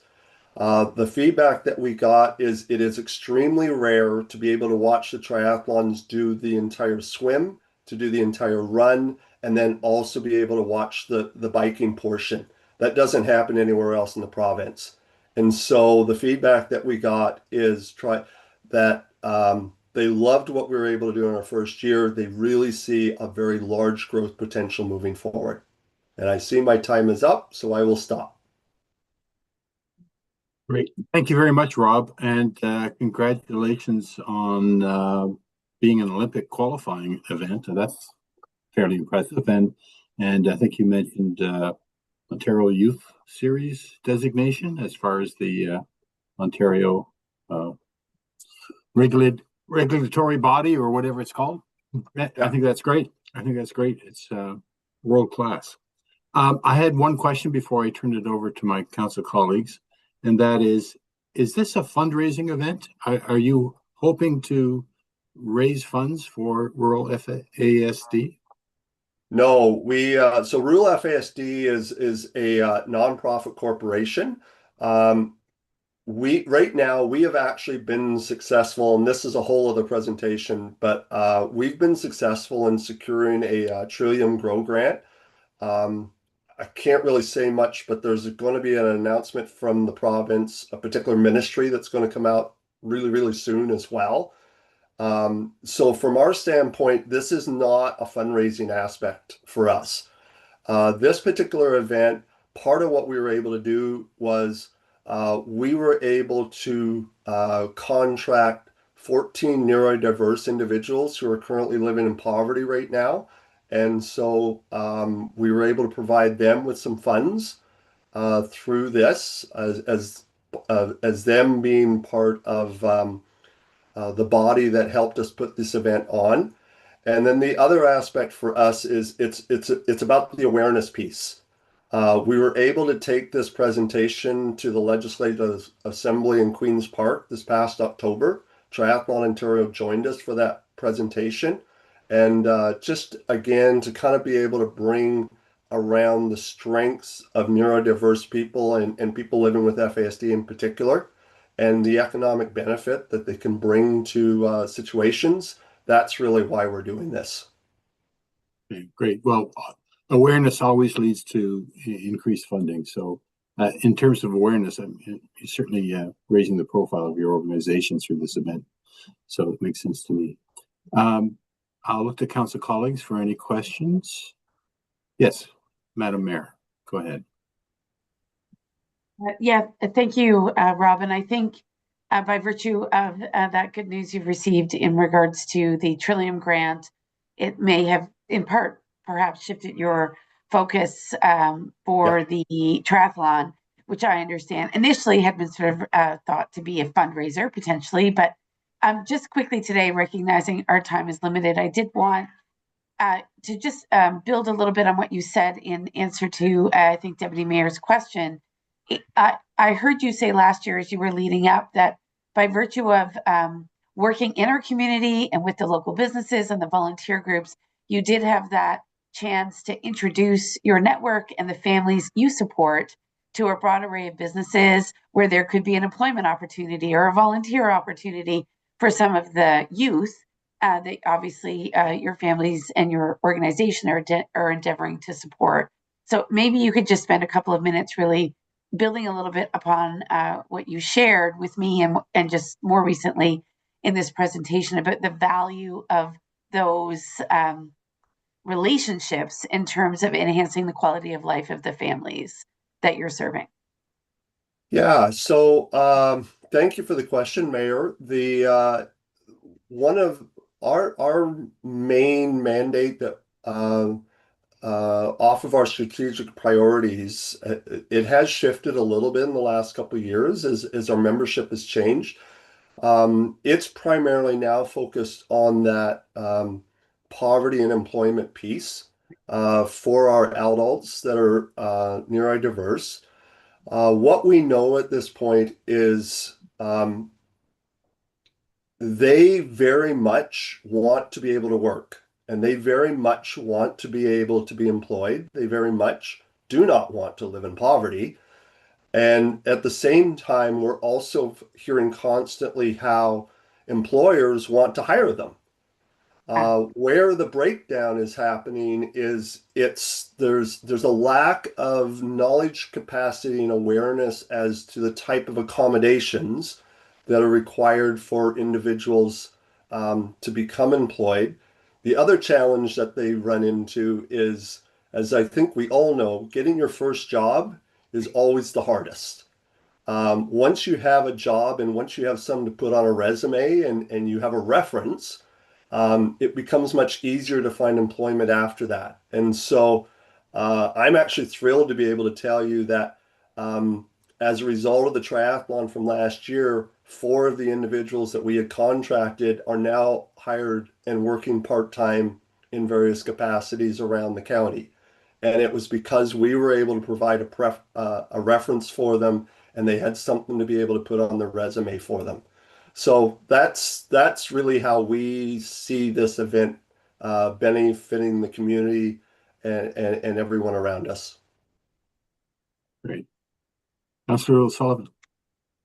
Thank you. And thank you, Rob. It's good to see you here. And it was fun to be involved last year, although it was a little chilly. Hopefully we'll have nicer weather. I think it was more than a little chilly, but anyway. Okay, it was really cold. Okay. Actually, we had a presentation from the men's shed earlier on, and they were featuring the nice bike rack that they built in the transition area. And actually, they had a slide with a picture of Mayor Peckford with my husband, and said it was you. It was labeled as being you. But anyway, so nice to see your face looking a little different now. I just wondered, have you secured your volunteers for this year, and do you have a partnership again with for medical support from the hospital from Kemptville? So where we are in the process right now is, like I said before, we have all of our permits and permission again, and the sanctioning bit with Triathlon Ontario. We just actually had our I'm going to say probably our final F-Seat meeting here this past week as well, and so we're now in that permit process with the county. At the same time, yes, we've already started conversations with area communities, community organizations from that volunteer standpoint. I've already contacted everyone that helped us out last year. It looks like to me that we probably have about 90% of those individuals coming back, so which is fantastic. We're not starting from zero. We're starting from about 45 people. We know that we've got to get to 70, and so we're continuing to have those conversations from that standpoint. Sorry, I've already lost your second question. What was the second question? The medical support from KDH. Yes, thank you. Yes, I don't have confirmation yet from Tanya and Dr. Jones that they're returning, but we're definitely continuing to have those conversations with Mr. Velasco and Dr. Jones and Tanya and so on as well. So okay. Well, let me know if there's anything I can do to help. I think you probably know at this point. I will. So okay. Yes. Okay. Thank you. Yeah. Okay. Thank you very much, Rob. We're going to move on to our next presentation. Best of luck. The next group up is Senior Support Services of Lanark, Leeds, and Grenville. And I don't see Tina Montgomery here, but are you presenting on behalf of the Senior Support Network?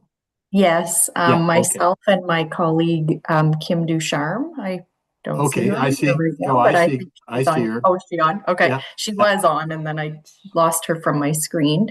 Thank you so much for having us and allowing us to present on our programs in Kemptville and what we need a bit of assistance with. So we are Senior Support Services, Lanark, Leeds, and Grenville. Our mandate is basically to help seniors remain safely and independently in their homes with services that we bring to them in their homes and communities. Next slide, please.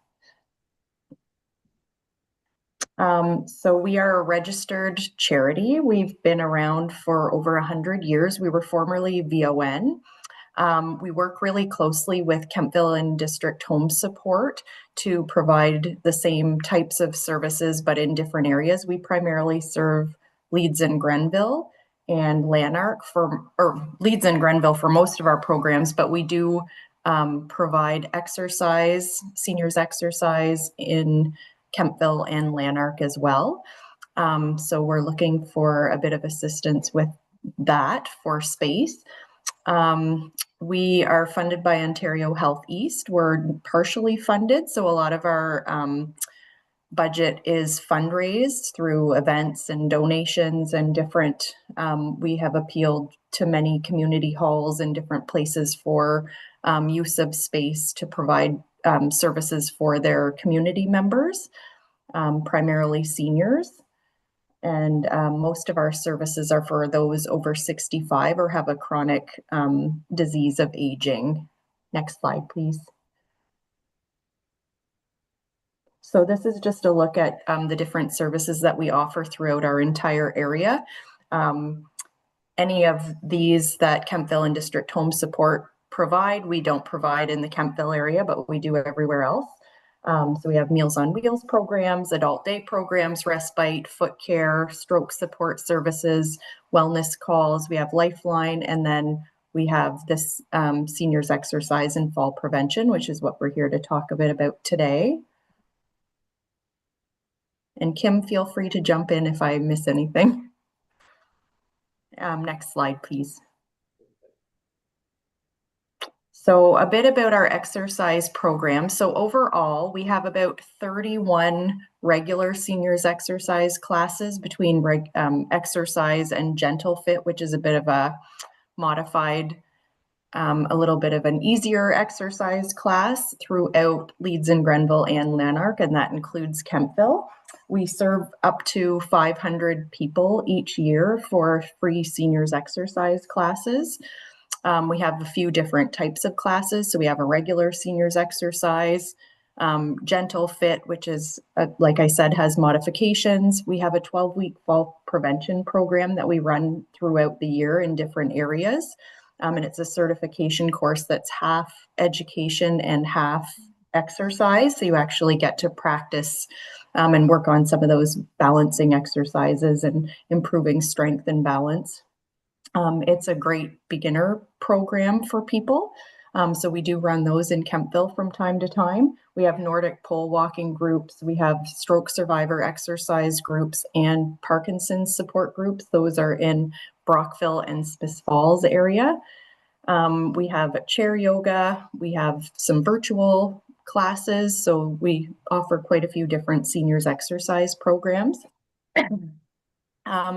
So these are designed to help seniors obviously increase energy, improve balance, maintain heart health, become independent around their home and be confident on their feet, improve strength and balance, and then learn about the risks of falls and how to get up from a fall, how to prevent falls.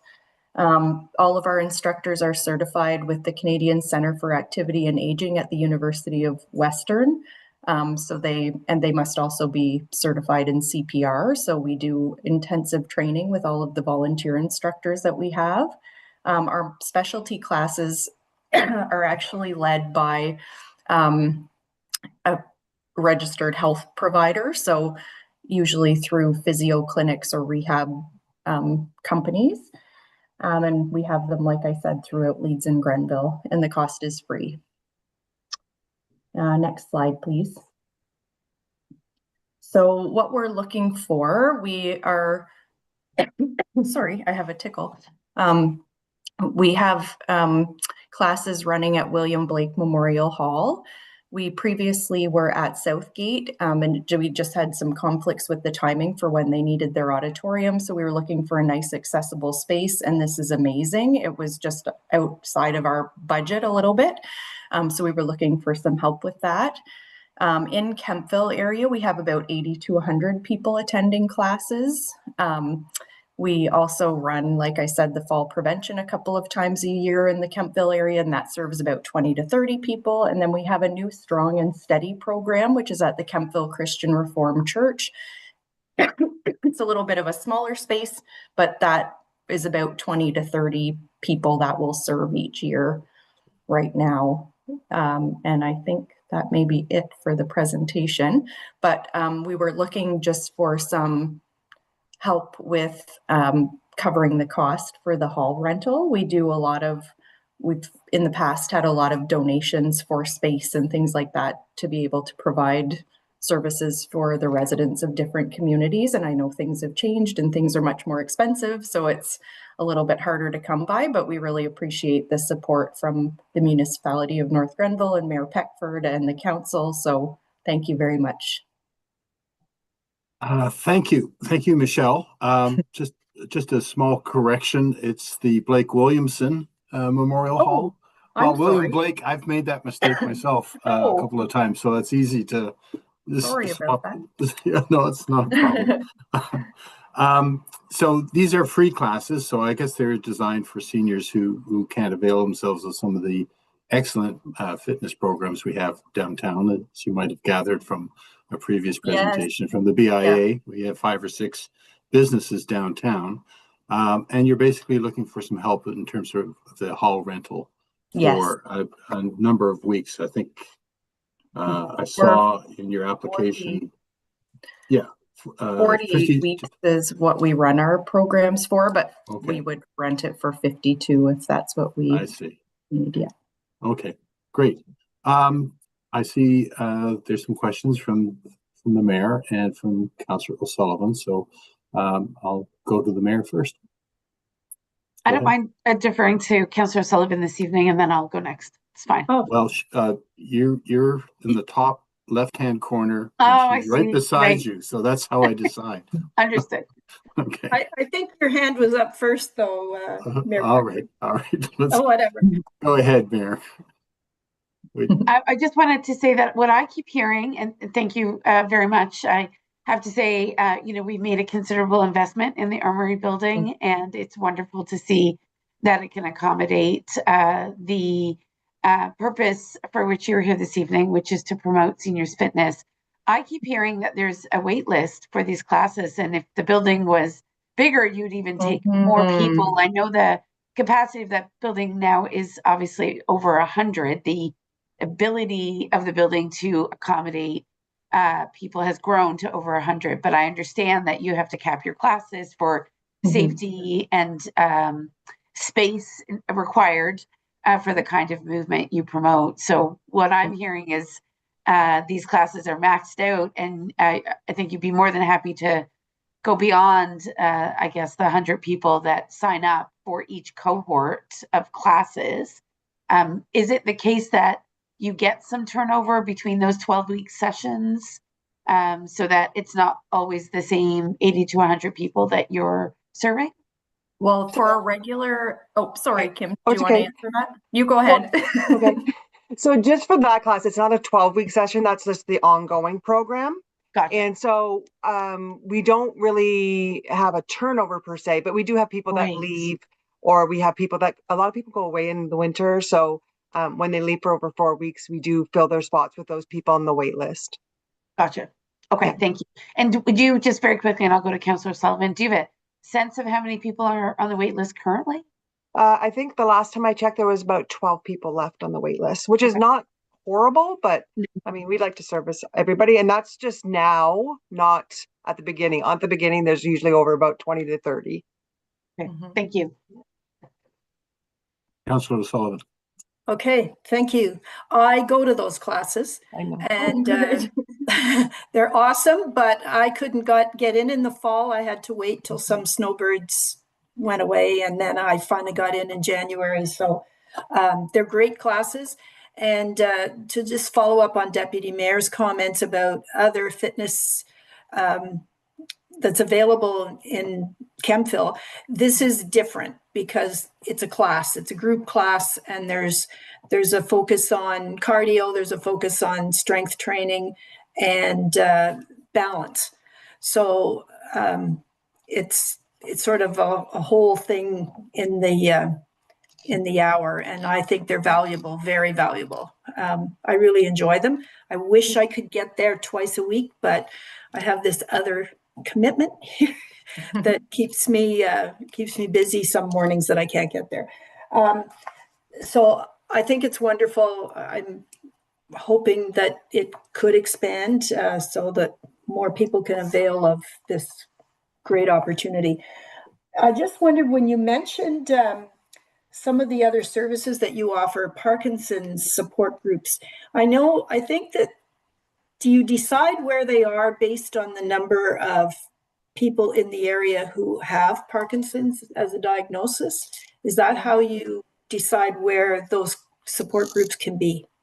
So we don't have we don't specifically run any Parkinson's support groups. We do have one that runs out of our building in Brockville. We have Parkinson's exercise programs. Okay. So they run in Brockville, and it's Perth, right? Or Smith Falls? Smith Falls. Smith Falls. And then we have stroke specific exercise as well that runs in, that's Smith Falls and Brockville as well. So Although I suppose they could probably participate in the Gentle Fit. They could, but I mean, Yeah. again, if we had enough interest in a program like that, so for example, I mean, to be honest, I have had a few calls from people looking for programs for Parkinson's specifically.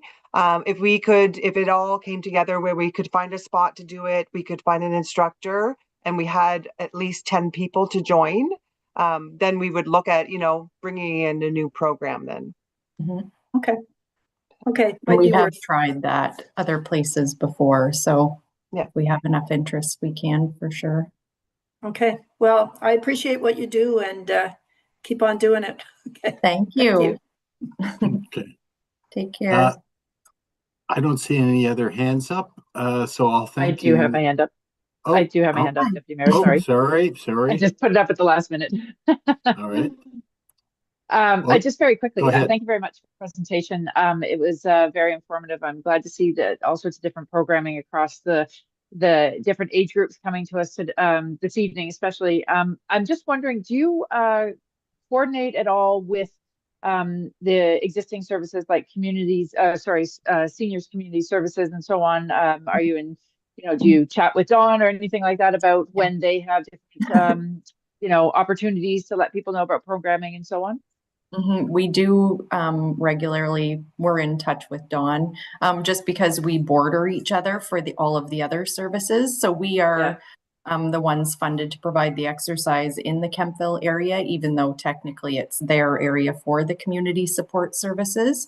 So we do service a lot of people that are kind of on the border. So we work really closely together to make sure those people are served between the two organizations. So we have a really great relationship with them. We do regular presentations to let them know what we're up to and vice versa. So fantastic. Great. Okay.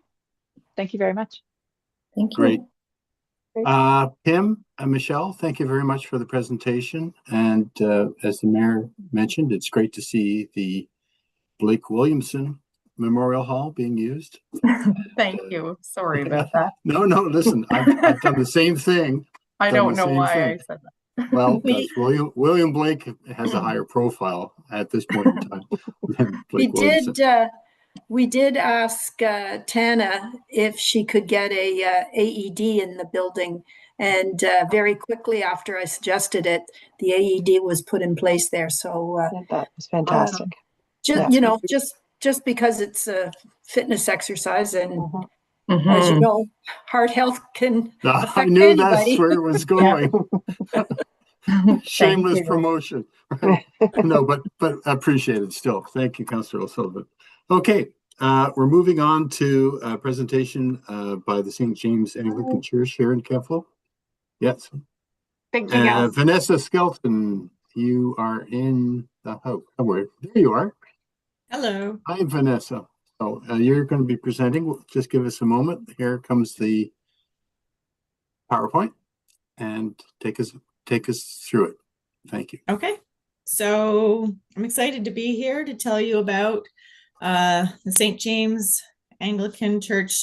It's our 200th anniversary coming up starting in May. We're going to start with activities starting in May 2026 and have a full year of activities through to May 2027 to recognize and commemorate our place in Kemptville's history. So we're planning. Did you want the next slide? Yeah, is there another slide? Did you want to cue? Yes, I do. Yeah. Okay, go ahead. So we're planning a full year of events. Each month we're hoping to have something special happen to honor the church's longstanding presence and contributions to the community. Whether we're helping with the friendship lunch or supporting the food bank or having a seniors tea. There's lots of things that we typically do on an annual basis, but this year is going to be extra special. And some of the events that we're already planning is to have an artist sketch event in May, where artists will come and sketch the church, and we're hoping to invite artist groups from Brockville and Smiths Falls and the Ottawa area to come and participate in this. and have also a speaker speak about art and faith. So it's going to be a big event. We're going to have a seniors tea in June, a youth scavenger hunt. Hopefully, we were trying to organize this last year, but it didn't come off. So hopefully we'll be able to do it this October. And then we have lots of other ideas as well to fill the year, whether it's history tours. We know that the Communities in Bloom had a tour through our cemetery, and there was a nice pamphlet prepared for that. And we'd like to use that again and invite the community to participate in that, as well as having a speaker series on various topics such as heart health, for example, or diabetes, but also then some sort of health types of ideas. But then also we wanted to have some more sort of fun outdoor activities, like maybe a birding speaker, and some movie nights, and barbecues are also things that are on our list of ideas. Next. We're trying to plan something for everyone so that there's fun for all. These are the topics that we're looking at to cover throughout the year. And we're coordinating with the Historical Society and North Grenville Times to publish historical information about our church, as well as putting together a book of the 200 years and different things that happened within the Kemptville area related to St. James. We really want our events to be a community gathering initiative to foster opportunities for fun and friendship among the participants, and knowing that the church over the years has been a central part of community life. We want to sort of bring that history part and have it as a social hub for Kemptville through these many activities. And we want to really encourage people to connect with one another. Next. Don't know if we recognize any people in this picture, but we're a part of family life over the years, from infancy through to the sort of marriage years and on to the beyond. And we have celebrations throughout the year with families, supporting seniors, youth, and everyone in between. So we plan to have these activities being inclusive for all ages, and most of would be the volunteers working on these, and they're mainly seniors, but we don't want to gear just our activities to them, but want to invite families. So we're talking about having like a family movie night, and barbecues, of course, are all part of activities that we've done. We've installed picnic tables on the grass in front of us, which are being well used by anybody that wants to walk by and sit down. And so we're hoping to again open up and be available for the entire community. And we really want everybody to participate. Next. So these are a few pictures of gatherings through the years, and we want to invite our past parishioners to visit again if they've been, moved away to various different places, and we still keep in touch with many of them, and we'd like to bring them back to help celebrate our 200th anniversary. And we really want to provide the space for people to meet and nurture a sense of belonging. So we intend to use our outdoor space as much as possible in weather that would cooperate. That's the end of my presentation. Great. Thank you, Vanessa. It's a beautiful church I've been in. Do I have any questions from my council colleagues? Yes, Madam Mayor, go ahead.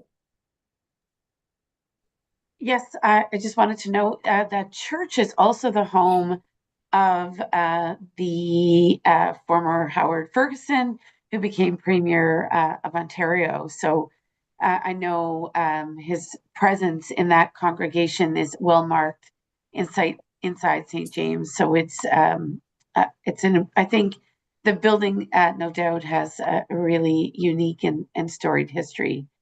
I think, Vanessa, I was just looking for a little more clarity on how the grant I see that you've referenced that the grant would cover off things such as tent rental, food budget for barbecue, speakers and musician fees.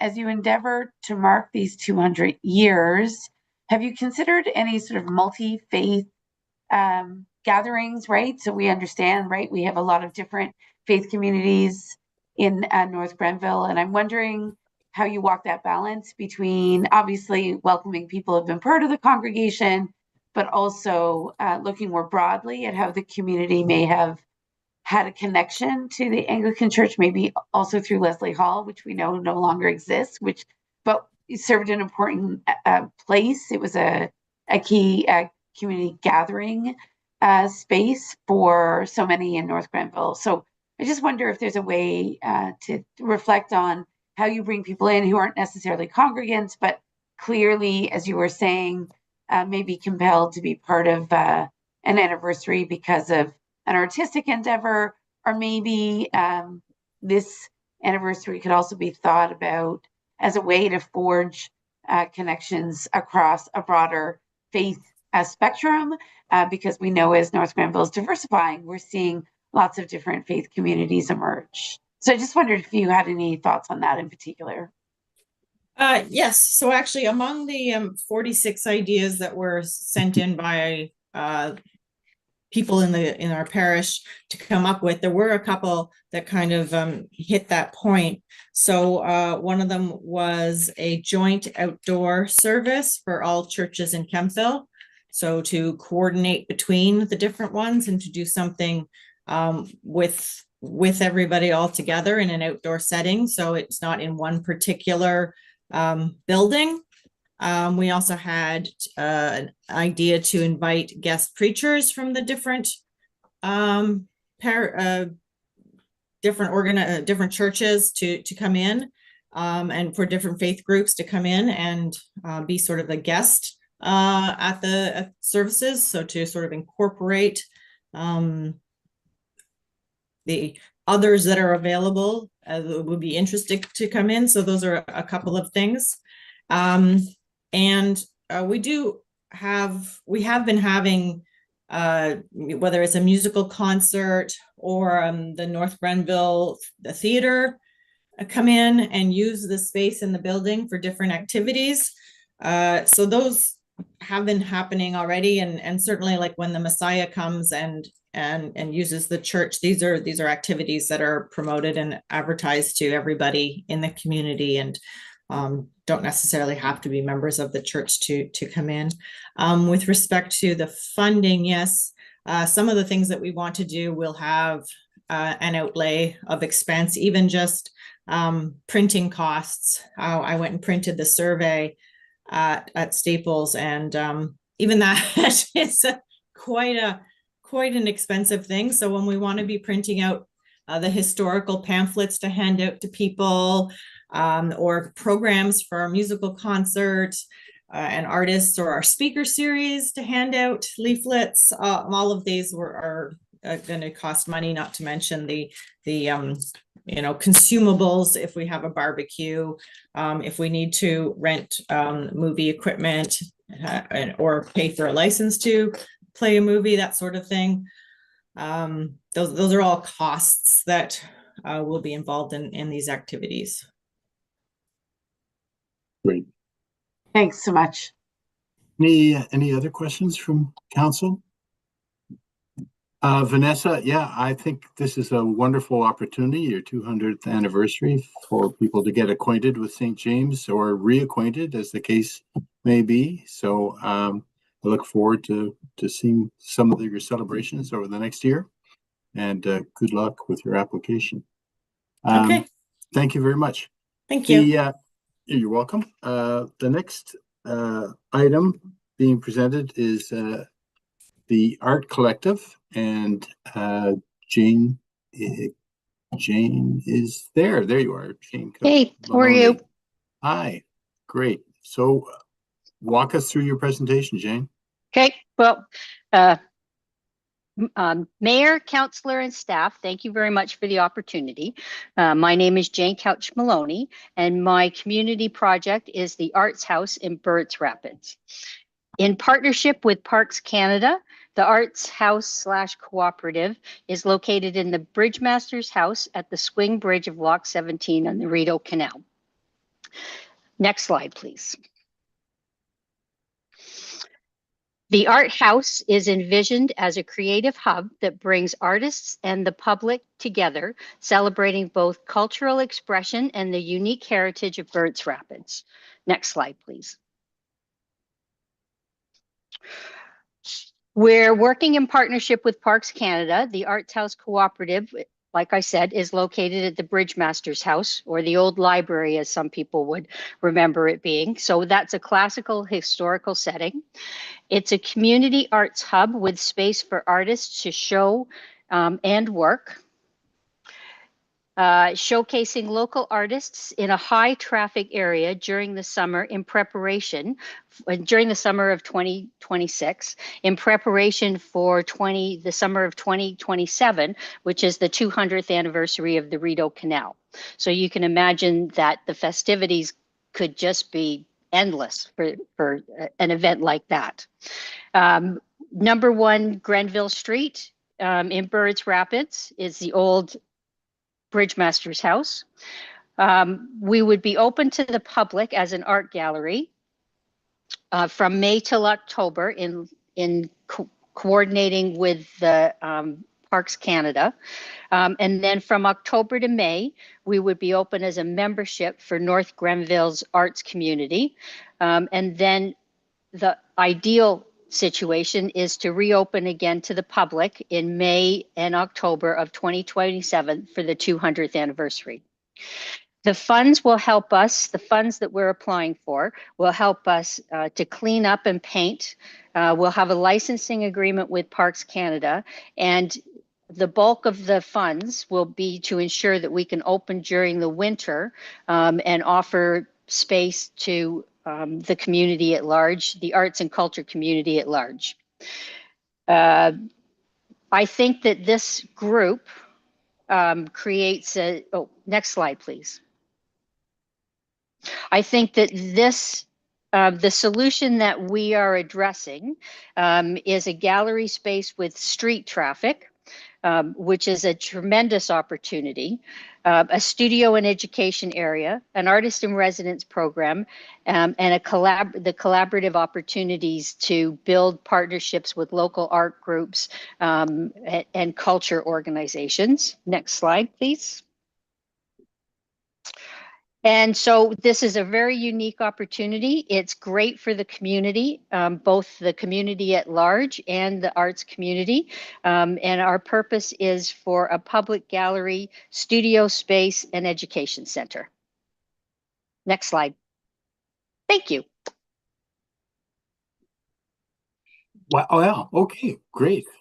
Jane, short and to the point. So from what I understand from your application is that the art collective or cooperative, excuse me, is still very much in its infancy. You've got a steering committee at this point, but you're looking to build the group over the next 5 years or so. So yes, we hope to be self-sufficient by next year. Oh, wow, that's great. I know. We have big plans. Yes, right. Self-sufficiency. It's oh, yeah. That's I think everyone has those plans. I know. Yeah, but some of those plans are many years old. Yes, I know. But all power. I'm an to optimist. You. Yes. No. Good. You're a member of my club. So you have a steering committee right now. Have you been able to add any more members to that steering committee since you filed the application? I know Jennifer Gow is on. Yes, and I've talked to David Finney, and there are a couple of other people, but I wanted to wait until we got past this stage so that we had a better understanding of what our expectations of ourselves would be. So down the road, you plan to become a registered nonprofit? Yes. Is that my understanding? Yes. Okay. Well, we would do that right away. And that's where there was a little change in the name. And so it sort of moved to Art House because that would pay homage to the Bridgemaster's House. I see. Okay. But So- yes, that's what we would register as a nonprofit. Okay, great. Have you set up a bank account, those kind of rudimentary things? No, we're waiting. We're still working with Parks Canada to organize the leasing agreement. Okay. So Great. once we get the fine tuning of the leasing agreement worked out, then we'll open a bank account and register the nonprofit. Great. Okay, I'll look to my council colleagues for any questions they might have. And seeing none, well, thank you, Jane, Okay. and best of luck. Thank you. Great. Thanks for your time. All right. No, Bye. thank you. Bye-bye. Now I understand that the next presentation was going to be Twi'leks Art Collective, but the presenter Suzanne Larner is ill, and I'd like to wish her a speedy recovery. But we will just have to go without her verbal presentation. We have the slide deck, and we have the application form, which we've all taken a look at.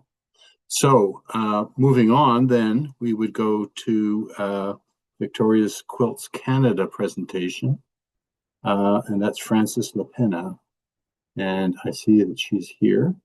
She wants to unmute and take us through. Thank you, Frances, for your patience. Actually, here, I'm turning my camera down.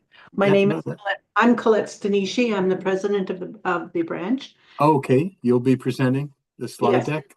Yeah, Fran, you okay. can put your video on if you wish. I'm here, and if there's any questions later. Yes. Oh, okay. Hi, Frances. All right. Colette, take us through the presentation. And thank you Okay. again for waiting. Okay, so we are a charitable organization. We provide cozy quilts to those dealing with cancer, any stage of diagnosis, treatment, or recovery. Next slide, please.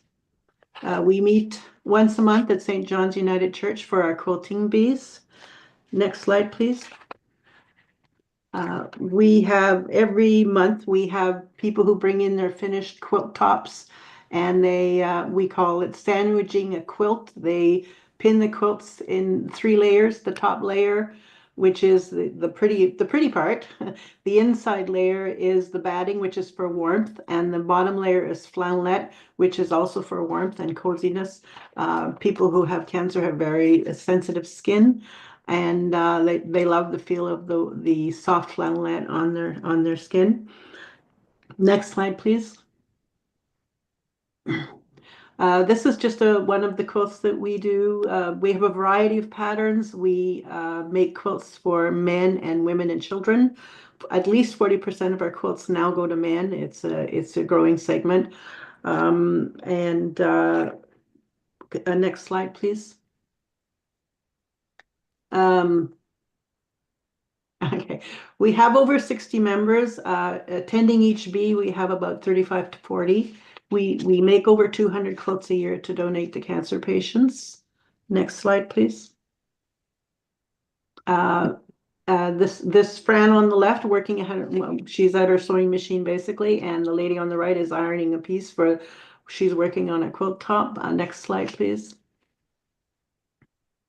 As you can see, we have a variety of colors, a variety of patterns to appeal to everybody. When we get a request for a quilt, we try to give the person something, a color that they would like or a pattern that they would like. Next slide, please.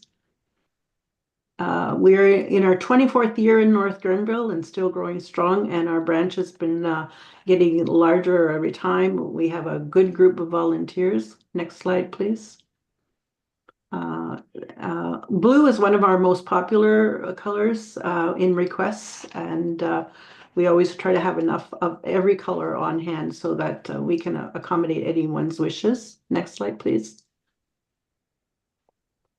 This is one of our very popular patterns. It's called Beads, and this could be given to a man, a woman, or a child. We always try to have enough quilts on hand for men as well. Next slide, please. We rely on fundraising and donations to purchase our supplies. Next slide, please. This is two of our members we have a few members every month who bring in their sewing machines and work on their quilt tops at the Bee. They also work on their quilt tops at home. Some members don't bring in their machine, they just work on them at home. Next slide, please. This would be another example of a quilt that could go to a man, a woman, or a child. Next slide, please. We never charge anyone for a quilt for requesting or giving a quilt, and anyone can request a quilt for any person who is dealing with cancer. Next slide, please.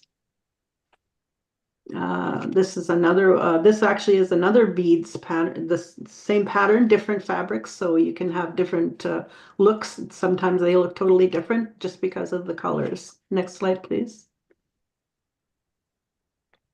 This is what we call one of our multicolored quilts, and all of our quilts are 50 by 70 inches, which is considered a lap size.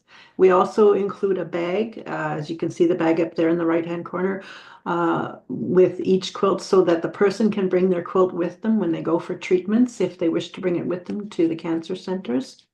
Next slide, please. All of our members are volunteers giving up their time and energy to create these beautiful quilts. Next slide, please. This is another one of our, could be for a man, a woman, or a child. Some of our quilts can be quite floral, which most men would not want that. So we'd always try to have a variety. Next slide, please. This is another one. This is called half square triangles, and it's as I say, blue is one of our very popular colors. Next slide, please.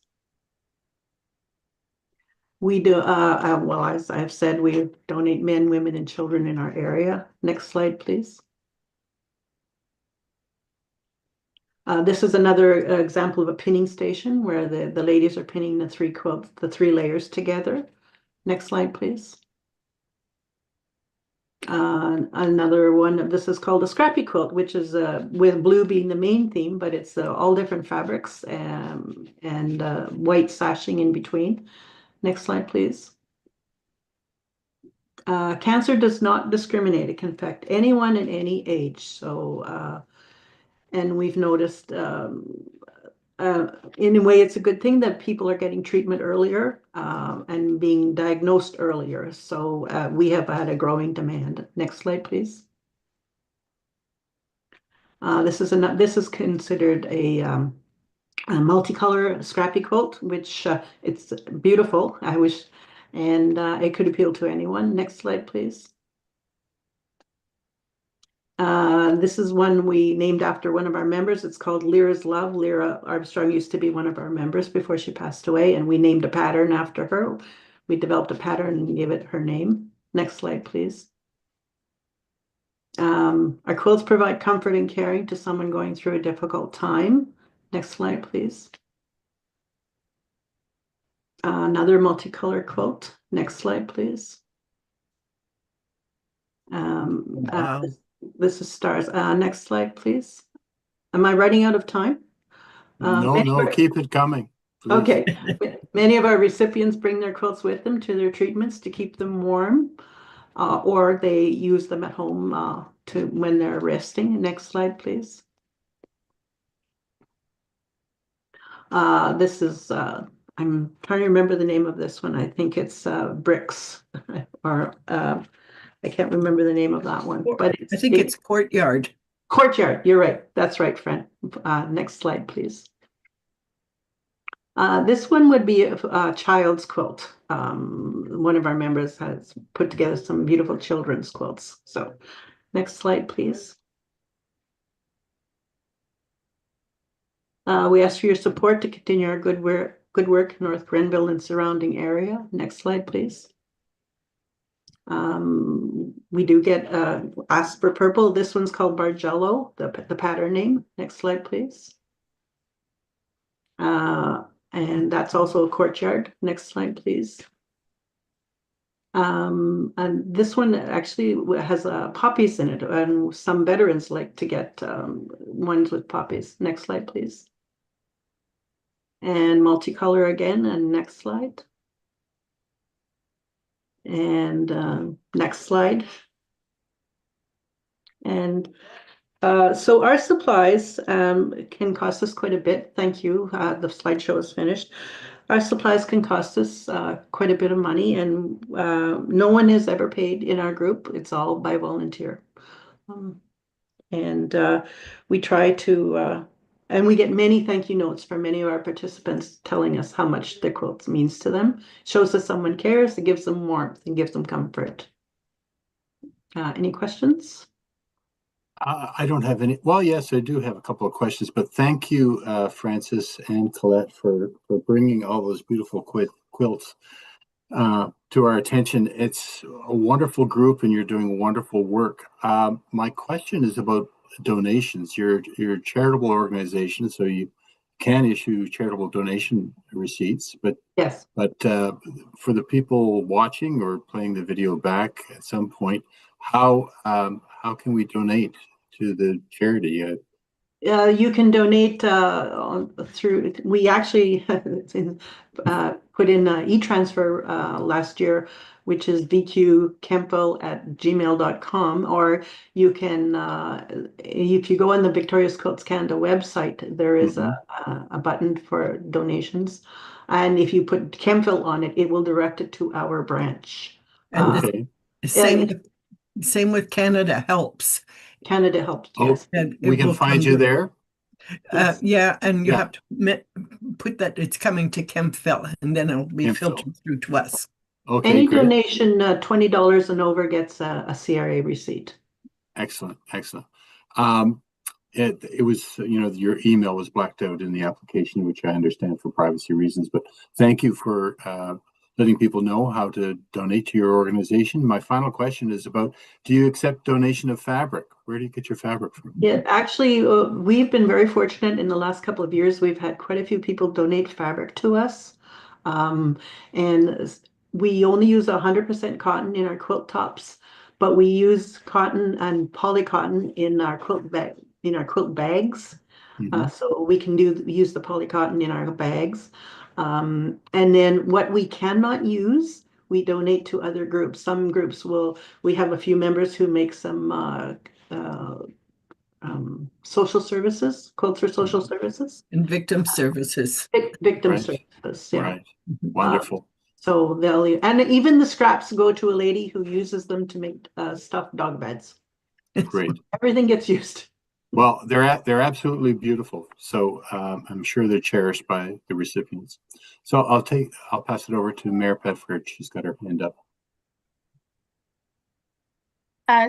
Just quickly, I just wanted to know, I don't know how many blankets or quilts rather, their quilts are distributed in the North Grenville area. I was scanning your application. I didn't quite see it. You're right that cancer is affecting people at a younger age. And I'm sure that as a consequence of that, the demand for your quilts may in fact also be increasing. I did want to highlight having had someone very close to me who was impacted by cancer.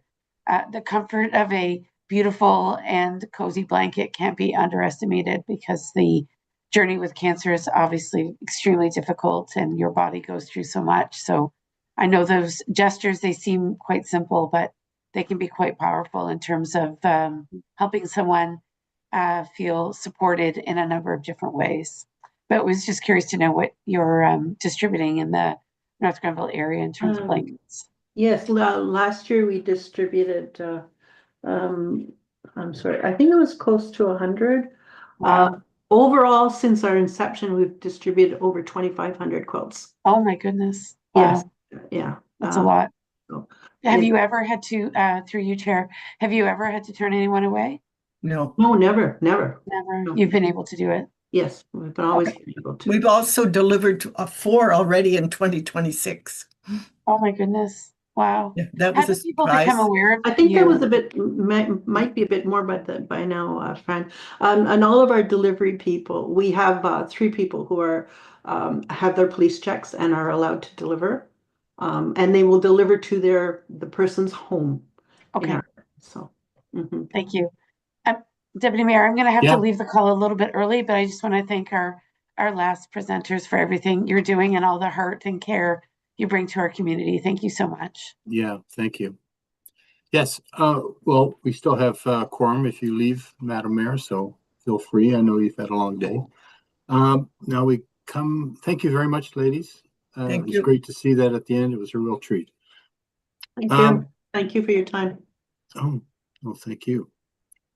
Next is the confirmation bylaw. So I'll be looking for a mover and a seconder that the confirmation bylaw is attached to the agenda is read a first, second, and third time. And pass an open council. Thank you. We'll say moved by Councillor Strapian and seconded by Councillor O'Sullivan. And then we come to adjournment. And clerk, yeah, I know we're used to voting on adjournment, but I'm not prompted to ask for a mover or seconder. I just declare the meeting over at 9 p.m. Is that correct, Madam Clerk? No vote required on adjournment? I know there's no discussion. We always used to laugh about discussion. Normally we do get a mover and a seconder, but Oh, okay. Well then, yeah, I've got a lot to choose from here. Councillor Strakian and Councillor O'Sullivan, thank you very much for moving and seconding. I'll call the vote. All in favor. Right. Did I call the vote for the confirmation bylaw? We'll consider this a vote for the confirmation bylaw as well, so that's carried as well. I thought I could get through this without too much stumbling, but not at the end. Anyways, thank you everybody for attending.